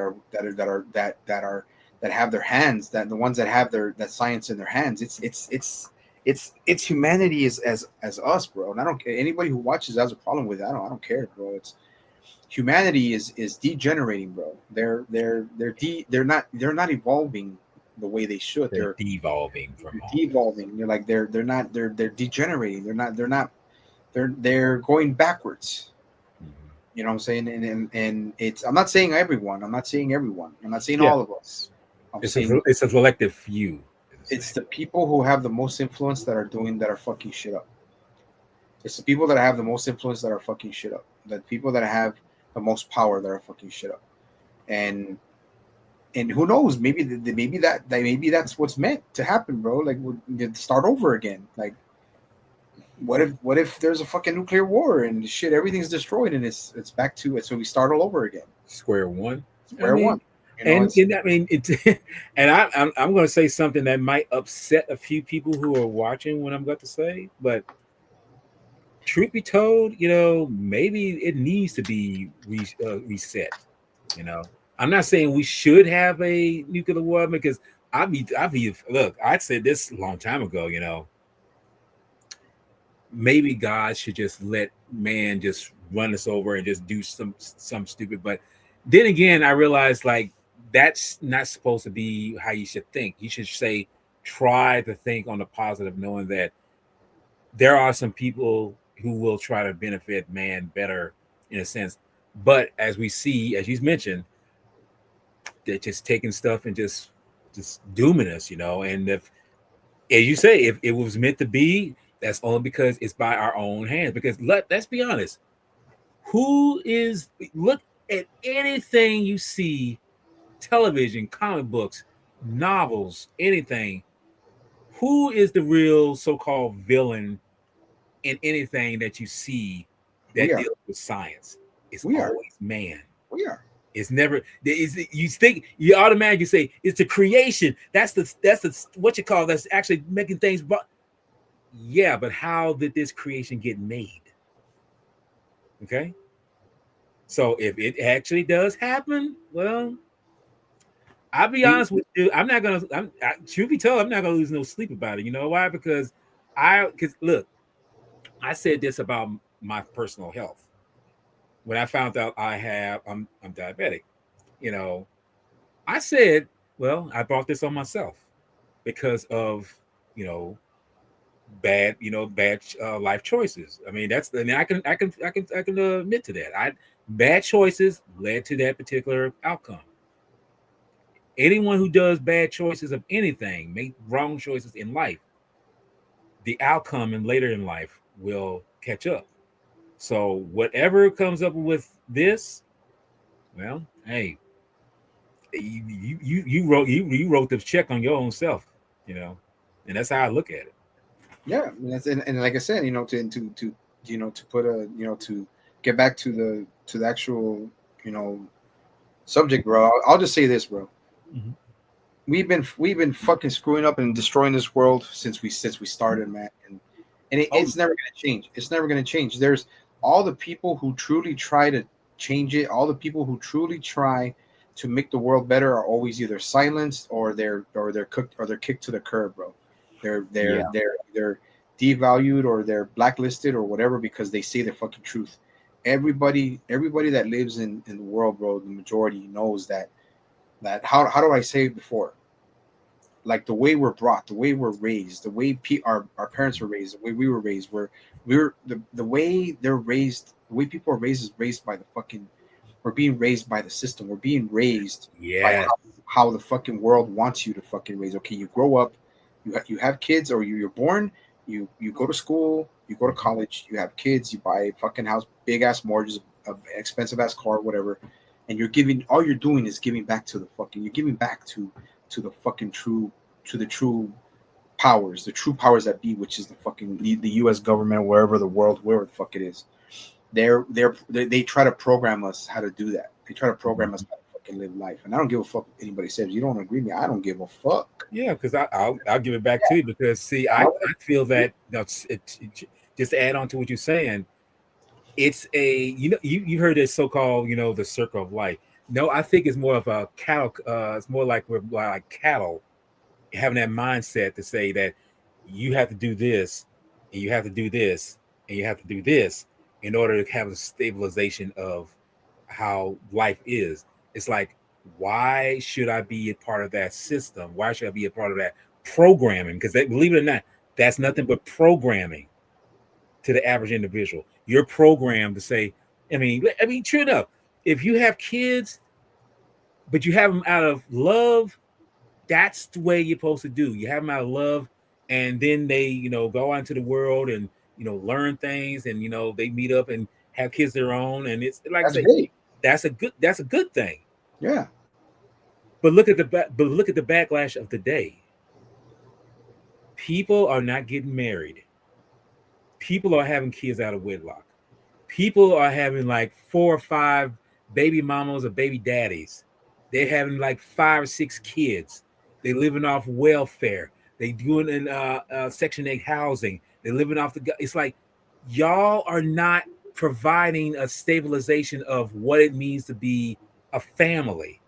It's like the family dynamic is totally destroyed. Because look, you and I came from Values. The old school values are gone. yes, Values. values. Yeah. These are things that were concrete in our existence because it helps us to see things and to understand that those are the things that keep us grounded and makes us realize that, hey, we need these things in order to be. It's kind of like a law in order to see things in terms of like we don't step out of line with anything that's going on. But look at the world. Look at the world now, man. I mean, everything is so upside down. And I was gonna say this too. Like look, people who watch it or whatever, look, me and Walter don't give a shit about what other people think. We don't give a fuck. We say it. We keep it real. Fuck all that raw and real bullshit. That's just that was just a saying, man. You be honest and truthful and be true to yourself, and that's what me and Walter are, and that's what I'm gonna say. Also, what I'm gonna say is, it's not that being programmed by where you live, governments, cities, all that stuff. That's been going on since the beginning of the United States of America, since it was founded. But what I'm gonna say is, not everyone that has kids, has a good job, has a good money, good benefits, saves money, has trust funds, have all this. That's great and perfect. That's nothing wrong with that. Nothing wrong with that. I know a lot of people who are good people, good true people, who have families, have nice houses, have this, and work their asses off for it. But what like Walter just said, the majority of people now, like they're so programmed into even people that I know, my own family, people in my own family, they're still programmed to like, okay, look, I got this, I got that, and I got this, and I got that. They let their possessions possess them, a la from Fight Club and everything. Before we get back to the end of this, to the end of Ragnarok. The whole point is what I'm trying to say is there's great people. There's always going to be good people that have steady jobs and contribute to themselves and to an economy and all that shit. A lot of people like us, like me, don't have that luxury anymore because I can't anymore. There's nothing I can do to even help the fucking economy. So what can I do? I accept my role now as who I am as a person who lives on Social Security. And I used to be kind of skeptical about it, but now I'm like, no. You know why? I've been working since I was fucking 14 years old. I've put all I can into what I can do, and I'm not ashamed of it at all. So now, just like one person said, comfort is not given, it's earned. And I will tell you, for all the shit that I've put my body through and all the work that I've done, working for the city, contributing to society, contributing to the general public. I fucking did my shit. And I'm fucking proud of it. And trust me, anybody who knows me will never have the balls to tell me to my face. And if they did, I'd fucking paintbrush them so fucking hard, my handprint will be on their face for a fucking week. See? But I mean, like I said, I'm not saying this to be tough, or I'm not better than anybody. Me and Walter, anybody who's in the Sci-Fi Society or True Savage or the new group True Savage Gaming, we all are human beings. We're older. We understand. We know about the world. We've experienced it. We know about it. Yes. And what we say is what we've seen and how we've grown and how we see in people. I will not stay programmed to a fucking place where they're gonna tell me how I can control my money, how I want to live, how I want to do shit, how I have to be able to do this, do that. No. I'm gonna do what I'm gonna do for me. I don't give a fuck about the rest of the world, honestly. Exactly. And I mean, I care about those that I care about, and I'll always be there for them. But the rest of the world can go fucking can destroy itself and eat itself for all I give a shit. I don't give a fuck, because that's what it is. Because it's gonna do it anyway. Rather me, Walter, and anybody who we know can bitch, complain till we're fucking blue in the face. They're still gonna fucking do it. They're still gonna do it. We can. All the great people who have static and have true power to try to do something are either freaking thrown to the side, ignored, or they're blacklisted. Yeah. And they don't get what they deserve. And if the world destroys itself, all we can say is we already knew that. We already knew it was going to happen. Yeah. Do we think it's going to happen today? No. Does it happen in a few years? Maybe in 10 years? No. But by that time, I don't even know. We're not going to be here by then. Exactly. So we're going to do what we feel we should do with our lives, or we're going to have fun doing what we're going to do. We're going to live the best lives we can. And God knows, and Walter knows, I go through a lot of shit every fucking day, but I'm not going to let that dictate how I live, how I take care of my family, how I take care of myself. And we're still going to do the shit we love. We're still going to do this. Nothing stopped me. A lot of things happen. Shit happens. Life happens. We can go at any time. We can be having fun right now. Tomorrow we're fucking gone. So that's why. And it's not about, we have to live life because it's short. Of course, life is short, but we have to try to live the best lives we want to live, and not not try to be programmed like the way the way the world tries to program us. Mm-hmm. And they've been doing this shit since the founding of fucking United States of America. Okay, so there we go. Enough of how do you say it? Yeah, I mean, nothing philosophical and all that. Yes, because this. But it's still entwined with what we're talking about. But that's and like back to like Nikola Tesla when we put a freaking put a bow on it. On that, we put a lid on that one. Mm-hmm. It was a good fight, but his backstory and even Beelzebub's backstory were the main for me. The backstories were better than the battle. If that makes sense. Yeah, I think that's the truth, because I mean, as much as the battles were vicious and hardcore, they won the spotlight for me. I feel that their backstories were the really gaining tribute to what we're watching, because as I said before, talking about them, talking about what they've gone through, talking about what they, how they got here, that's what made it more enriching to watch. I mean, it's like, yeah, because I remember I said before, just because you have people beating the shit out of each other for whatever, yeah, that's going to get boring eventually. But once you get inside a person's head and see what they're really about, then it really makes more sense about why and how they're doing the things that they're doing. And that's why I say I love that back. That's why I say I'm glad that these the series does Backstories, that yeah. so well. You know. Yeah, the backstories, dude. The backstories, like, I mean, this backstory for Nikola Tesla and even for Beelzebub were some of the more grounded. Like, well, Nikola Tesla was way more grounded than a lot of them because it's basically how we really, in other words, Nikola Tesla's view of battle was that's how we really do it in real life. We use science. We use science to try to help the sick. We use science to try to keep everything running smoothly. And like, especially with especially with this new AI bullshit. But a lot of you know devices that are created, cars, all this shit, uh, you know, those built-in pacemakers that freaking can pop your fucking brain, can make you start your freaking heart out right away when something happens is crazy. Right. Like, technology is a beautiful thing, but also technology can be a very, very scary fucking thing. Yeah. And that's Because remember when we mentioned before,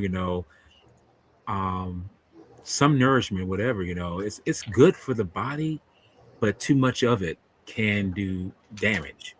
It can, yep, just how yep, it is. yep. And with that, the battle between Nikola Tesla and Beelzebub ends where, you know, he does show some, Beelzebub does show some respect to him, and the first thing that Nikola talked about was, trying to help mankind to be an inspiration, to be, do it for mankind. That's he still looked at it that way. He saw it that way in the beginning of the fight, and he saw it in the end. Like, I did my best to help, to help humanity the best way And I can. you notice how when he's saying all this, he's slowly crystallizing, Yeah. slowly dying, but he's still saying, keep keep the power, keep the Keeps going. Yeah.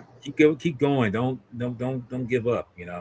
I mean, it's not a black thing. It's just a humanity thing. But Oh, yeah, that's dude. how you have to look at it. Yeah, and then true. And then he goes out saying the first thing he said in the beginning of the battle to the second of the battle. Yeah. And that was a good one. And now on to, we'll try to get through this one kind of quick, man, because my back is kind of bothering me a little bit. Okay, But let's but do no, it. but not my lower back. It's my neck. But here we go. Apollo and King Leonidas. Yeah, We'll start not off with Apollo Creed, Apollo the god. Apollo the god, the sun god. So now we won't blitz through it too quickly, but I do understand. He's a pretty boy. He's he's very sure of himself. Yes, He's got the very ladies. got the ladies. He's very confident and everything. But there's something to that. Like, it makes it seem like, yeah, he's the cocky, jock that everybody hated, the popular jock in high school, whatever. But deep down, there's something more to him. There's something way, way more to him. Right. And the reason I'm going to say that is because we go to someone who just wanted to go to one of the antagonists of the show before we get to the actual battle, that tries to just want to be accepted, wanted to be accepted, wanted to be feared, and that's Python. Yes. And Python, and the dynamic between Python and Apollo comes to a crazy halt because, like I said, it seemed like one of the longer backstories between both of them. Yeah, it does. But I mean, to try to blitz through Apollo and Python, is that Python and Apollo battle, and Apollo is really like intrigued by this person, even though he's getting his ass beat. He keeps coming back, keeps coming and keeps coming. Starts to realize that he's not. Yeah, he's a beast. He's powerful. He's strong, right? But remember, he's also part of the pantheon, the god pantheon, Python. And it's crazy how their dynamic comes to a crazy. It's a crazy, like, it's a good thing where he tells him, just like Buddha said, you need to love yourself. Be true to yourself.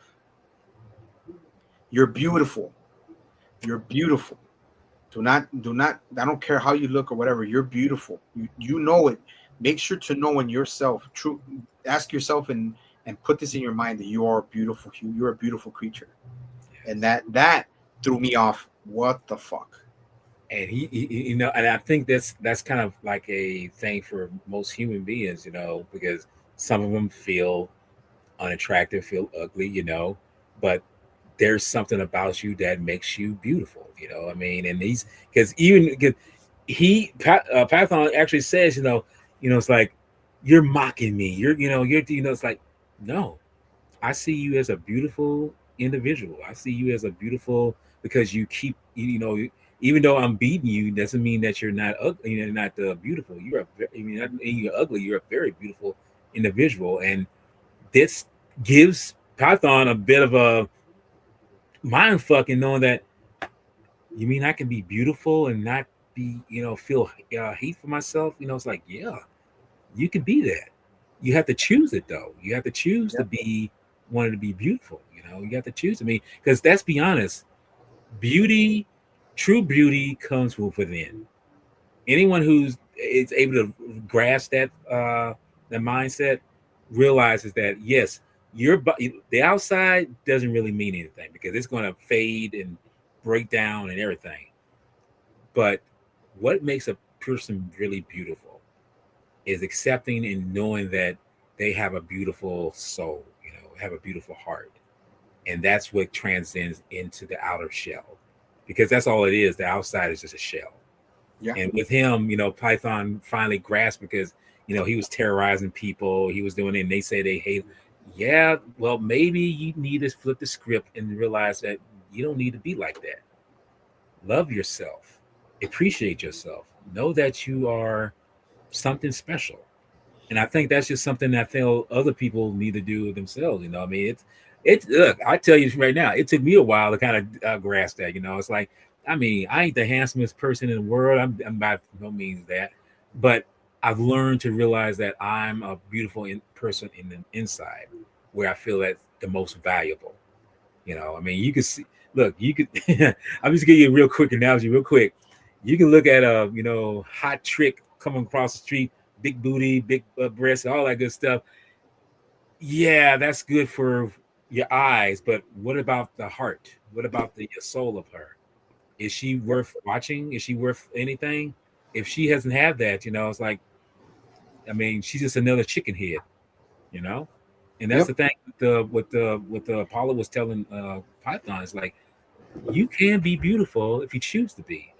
Choose Yep. to be beautiful, because you can be, because you are, and he's letting them know you are, And I feel like I didn't true do. I mean, I was like, wow, that's kind of it ain't so much hit me in the feels, but it hit me enough to know that that makes a lot of sense, and it's coming from another God. It's telling him that you should not feel like you're ugly.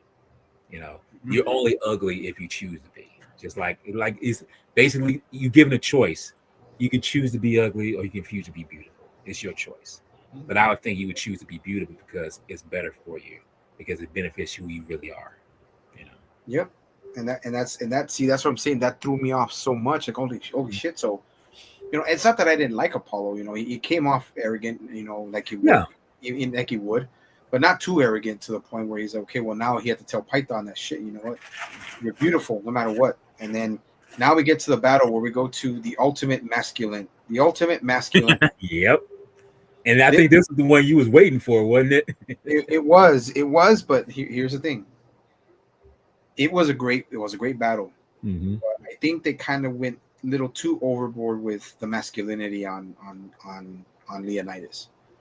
Because of his smoking situation. Well, not only that, but like it just the way he kept saying, "Oh, you're a fucking this, you're that, you're a freaking, you're a pansy. I don't take no, I don't take no. Call him pussy, all this shit." Like I was like, wow, like they even cuss words in this fucking motherfucker. So right, I was like, okay, good, it's great. I'm soaking it in. But like as I saw more into the show, it's like it wasn't bad. It's just I just thought to myself it was a little too masculine, and it's because like I know you want to go after that. You want that masculine, Spartan built, whatever, smoky cigarettes. Like he says, all I want to do is just fucking smoke my cigar and drink alcohol all day. Yeah. Like, okay. But when it gets to the real shit, that's where, you start to see that side of him where it's like, okay, this is the Spartan that you want to see. This is a motherfucker who's willing to die, doesn't care, doesn't want to die. But I just thought the little it went a little overboard with the name calling The and names all. and I'm like, I mean, come on, dude. Did fucking Hades tell that shit to fucking to the Emperor King? I'm like, come on, bro. But when they went to the backstory of Leonidas, that was great. He was more of a lone wolf, but if you follow me, you follow me. I'm not asking you to. Yeah, I'm not telling you to do it. That's the great part. But then when they changed it kind of to more, when he became like as the afterlife, he became more of a, more masculine, more like toxic masculinity, but like on a more simple level where it's like, yeah, pussy this, pussy that. He's a pansy of a god and all this shit. I'm like, come on, dude. Like not even Buddha said that shit to the other gods. Yeah. I mean, he said that to, was puberty that bad? I'll help you with that. But he didn't. but like this was just a little overboard. I was actually expecting a little bit more, but the part I did like was his backstory. When they showed him with the original Spartan helmet, the original Spartan crimson, freaking shield and all that. That was badass shit. The battle was also great. Really great, really badass. It's just the freaking the way he acted. I think you're pretty cool. I think you're an honest to God, real, bit of a pussy, but I like you. That's where I was like, come on, dude. Like seriously, bro. Like just know you lost. Like know you. I thought he was gonna win. I thought he was gonna win. And I was too. Yeah, I was very, very hyped for Leonidas, bro. But then I was just like, man, like when I thought he was gonna win, but when he died, I was like, because I know when he brought out his original shield, because Gaul says like that shield looked like nothing really, great. It's like, well, he's saying he's using it because this is truly who he is, and he's putting it up because I'm using this as pure, showing the demonstration of who I am. It's like, yeah. I mean, I did too. I mean, I really did think he was going to win, but that's the one thing I can say about the series is that you think but you truly don't have to know what the outcome is going to be, which I think is a good thing because it allows you to realize like anything can happen. Any outcome can happen. I mean, whether it's a god or a human being, somebody's going to fall. Someone's going to fall regardless. I mean, I seriously was like, no, he's got in the bag. He's got in the bag. I'm like, this is Leonidas, bro. He's got in the bag. Aside from a little bit of the overkill of the fucking name calling and pussy shit, I was like, that was the only thing that bothered me. But it didn't affect me too much to the point where it affected the whole battle for me. Because the battle was great, awesome, dude. And like I said, his backstory, like I said, when he put the helmet on, when he was fucking, when he had the cut with the ponytail and walking and talking, and when he shattered the fucking the statue of Apollo, I was like, wow, dude, like that's the shit. And then they even go a reference. Even the narrator says, "This is Sparta," and I was like, I know that where they got. I know where they get. Yes, that comes for 300. Dude, and then when oh my god, then when they brought the whole 300, I was like, well, okay, there we go. There's another movie reference here. Is Sparta, and I was like, oh wow, I was like, you motherfucker, do that. That's where I was like, okay, this is the best. That's where I'm gonna put it on top, man. I loved Hades and Emperor Wong battle was great, but once I think that to me that what just nudged it a little bit was when the narrator said, "This is Sparta." Yes. And I was like, "Oh, dude!" I was like, "You gotta, yep, right there. That's all it needed for me to make that was the battle for me. That was the battle for this season. That was the battle." But I was shocked that he was the one that was killed. I was like, "Wow, dude!" Like. Him just being Leonidas is masculine enough, and trust me, I'm not woke. I'm none of that shit. You all know that shit. Yeah, I mean, because I'm the same way. But pussy footing, pussy this, pansy that, all the time. I'm like, oh my god, dude, like that's getting old. It's overkill.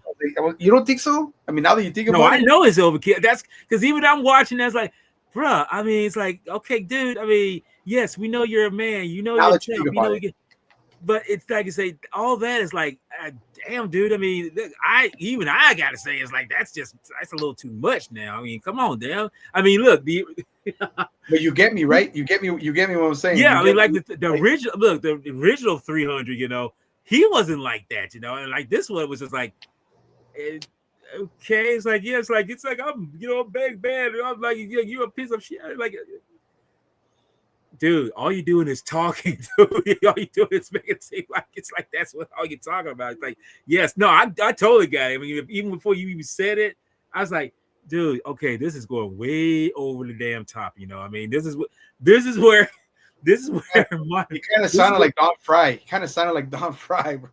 a little. You know what? Now you say that, yes, it did. Yeah, It just says a yeah. little bit like that.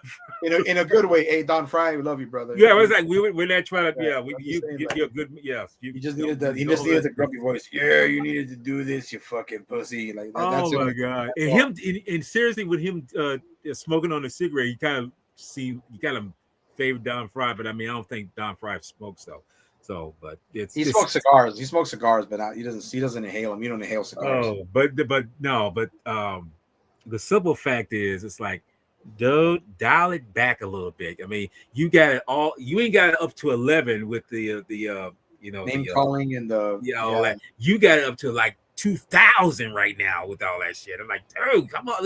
I mean, pansy, you're an asshole every 2 seconds. I'm like, yeah, pussy. It's like, dude, my damn. I mean, dude, I know a lot of other guys, really, boss guys, they don't do all that shit. They don't talk like that. Fuck, man. Even some sailors don't talk. But yeah, there's some sailors who talk like that. The military else talk like that, but there's a limit to it.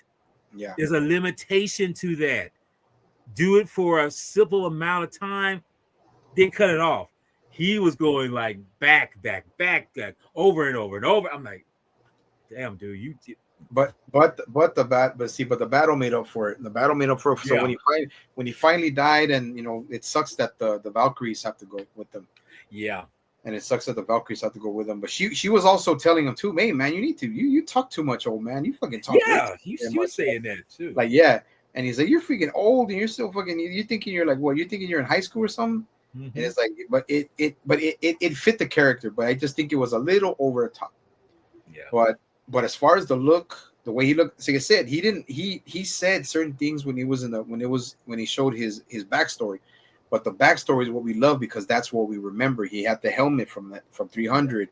He had the not exactly 300, but the way he looked in the times when he was young, when he was, whatever. And then it also kind of threw me off because he came out with fucking camo fucking pants and looking more modern. Yeah. So I was like, I would have liked it if he was a little bit more back then. Like he was sporting the crimson and maybe some more armor. And if he wore the helmet, I would have been bad. That would have been more like that. But it's still the battle and the way he fought was, to me, was still what was worth it. And that's why once the narrator mentioned this is Sparta, that I was like, that was it. Like that, I lost my shit. I lost my shit. But then he lost and he died, and I was like, fucking. Even Apollo said, "You are beautiful." Yeah. And it's like, but even Apollo walking back, he ends up passing out, going back to where his quarters. Yeah, he almost died, bro. He almost died. There, it's like, and I think Python was even kind of saying like, yeah. Python's the one that comes and he helps him. He comes up and helps him up. So I'll take you. He comes and he grabs him. And says, I'll take you to the infirmary. Mm-hmm. That's what I'm saying. That's what I liked that part because he told Python, someone that didn't know who they really were, someone who was running away from who they are, told him that you're beautiful and you don't have to fucking run away from who you are. Yeah. And that's what I liked about it. And yeah, dude, and that was it. I mean, like I said, the battle, it was to me, it was an in between. But once the narrator said this is Sparta, I was like, okay, that's it. I had to give it to Apollo and Leonidas' fight. But I just, damn it, man, that fucking overkill with all that shit talking, man. I was like, come on, bro, that's a lot of shit talking, bro.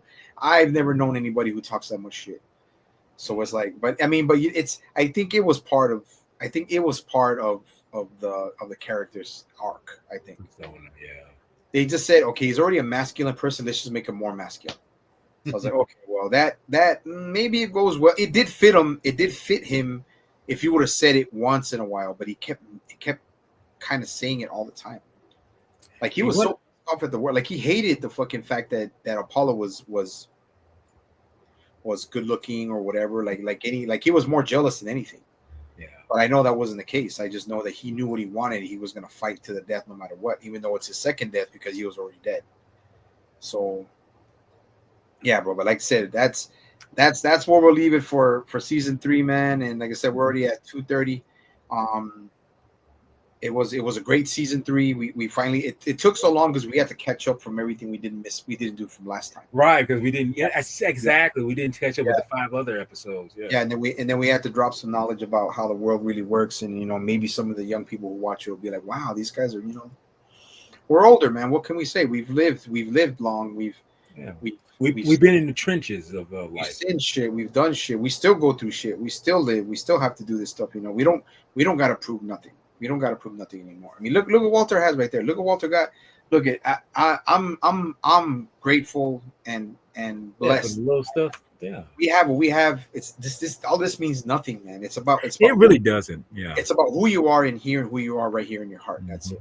Just like Python. Just like Paulo said to Python, man, you're beautiful. No matter who you are, you're fucking beautiful. No matter what. But yeah, that was that was our recap and discussion for Ragnarok, regular Ragnarok season 3. Season 4 will be the last one, and I think Nostradamus is going to be in that one. Nostradamus is already in there. Yes, I think he will be. He was mentioned, but he's like he didn't. Yeah, there's 3 more because Odin still has to fight. Odin's going to fight, and there's one more person that they're keeping under wraps, but I don't want to mention it yet. I was going to say I might have mentioned, but I was like, yeah, that's kind of. Because there's a story behind that. But I will say, towards the end, we got to mention this, bro. Our man, Soji Okita, bro, from the fucking Shinsengumi, who never had a chance to die in battle. Poor guy, because he died of tuberculosis, and that's a lot of people didn't know in history. He died of tuberculosis. He didn't die in battle. He died from a sickness. So he is going to fight. He's going to be next in line, and he's going to fight Susanoo, which is a Shinto god from Shinto mythology, and that I was like, and remember what did they show him, bro? When they were saying, okay, who's gonna fight? When Brunhilde's going nuts because she doesn't know who to choose yet, and then badass little Soji goes in, and he says, I'll fight, and then he says,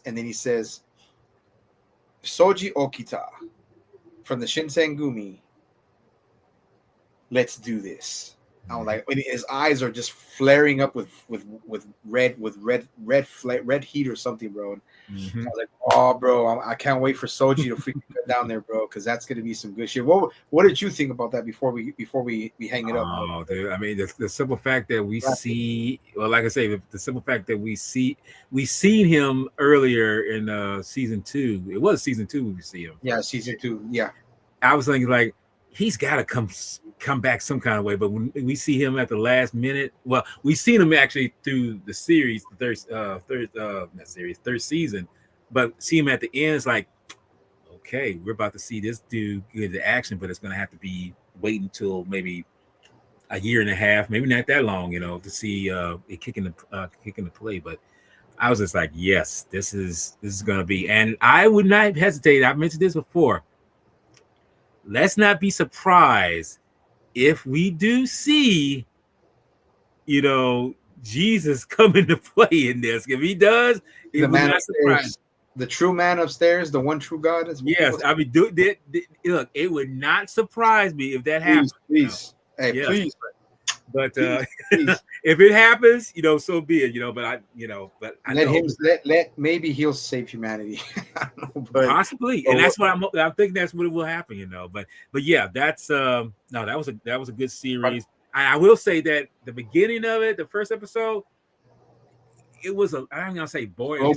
Slow burn. Yeah, but I think once it got going, like everything else I've seen, it's like okay, we're on a roller coaster. So Yeah, man, but I'm hyped I'm hyped to see Soji fight Susanoo, man. And Susanoo's oh shit, bro.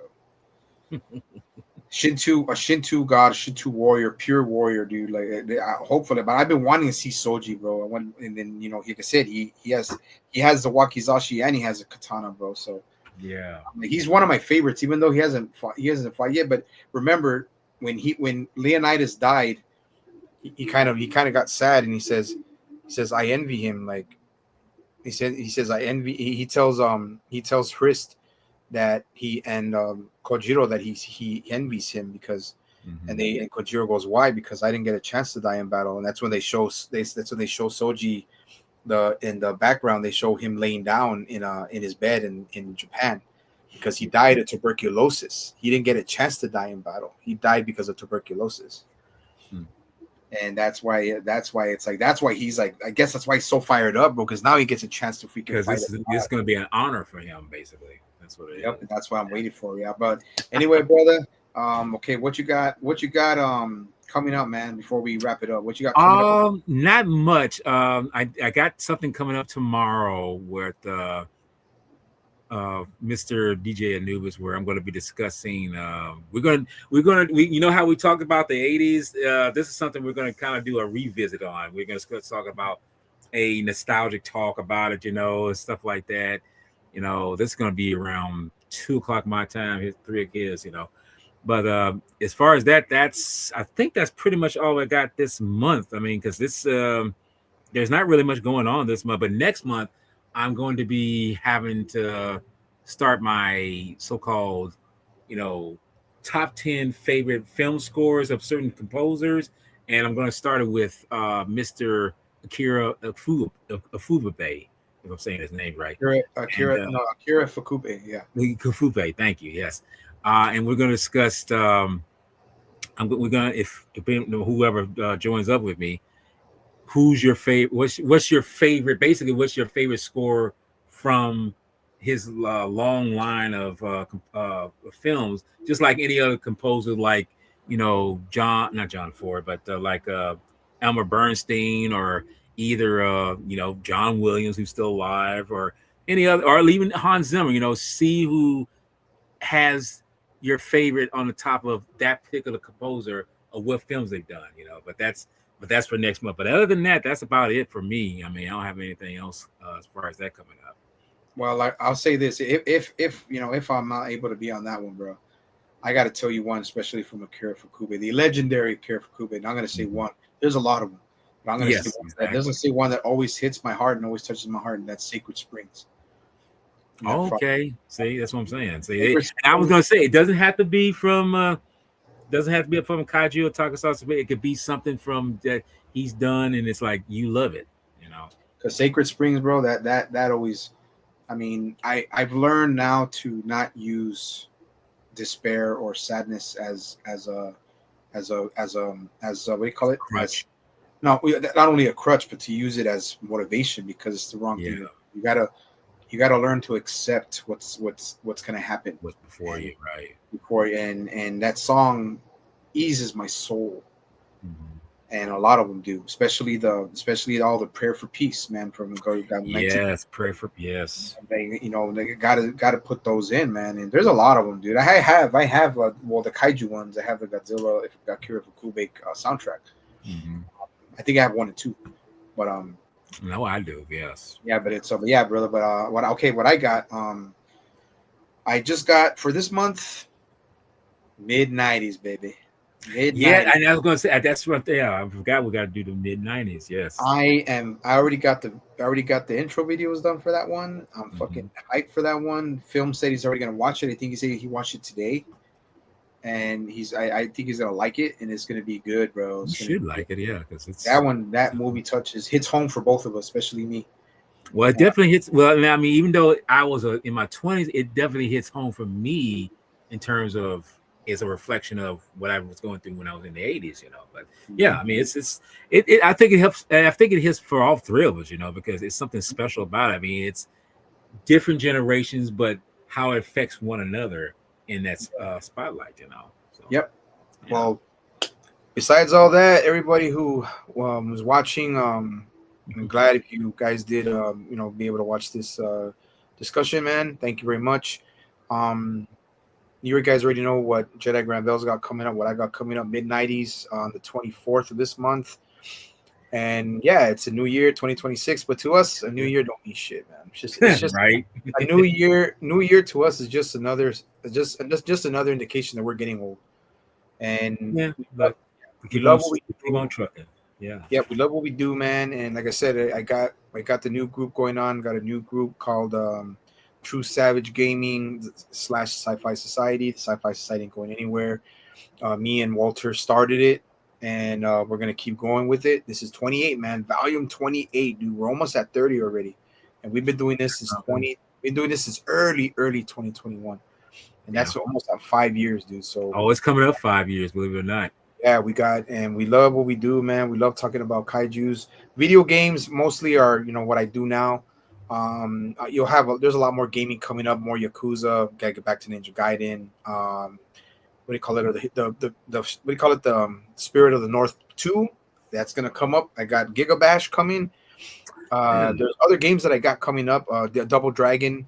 I gotta get some other.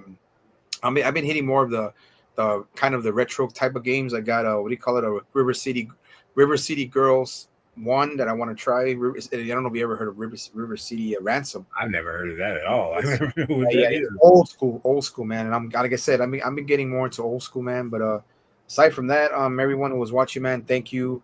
Me and Walter appreciate it. The Sci-Fi Society and True Savage, yes, Daniel, aka True Savage. And we enjoy what we do, man. I hope you guys will be back for the next one, because I don't do lives unless I'm on Walter's channel, on his Jedi Granville Productions channel.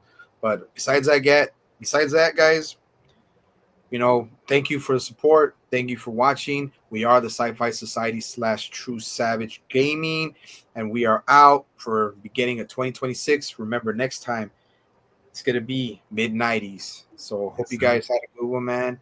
Good weekend, and we are out. Bye-bye.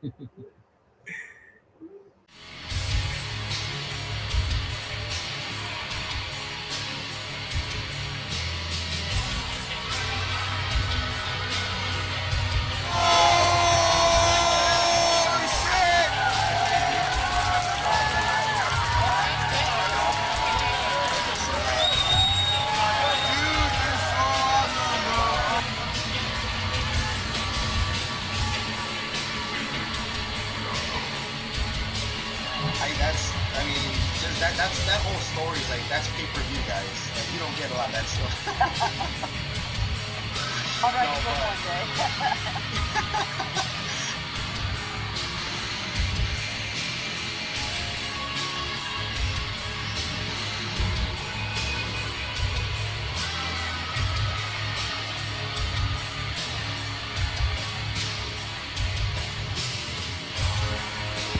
one day.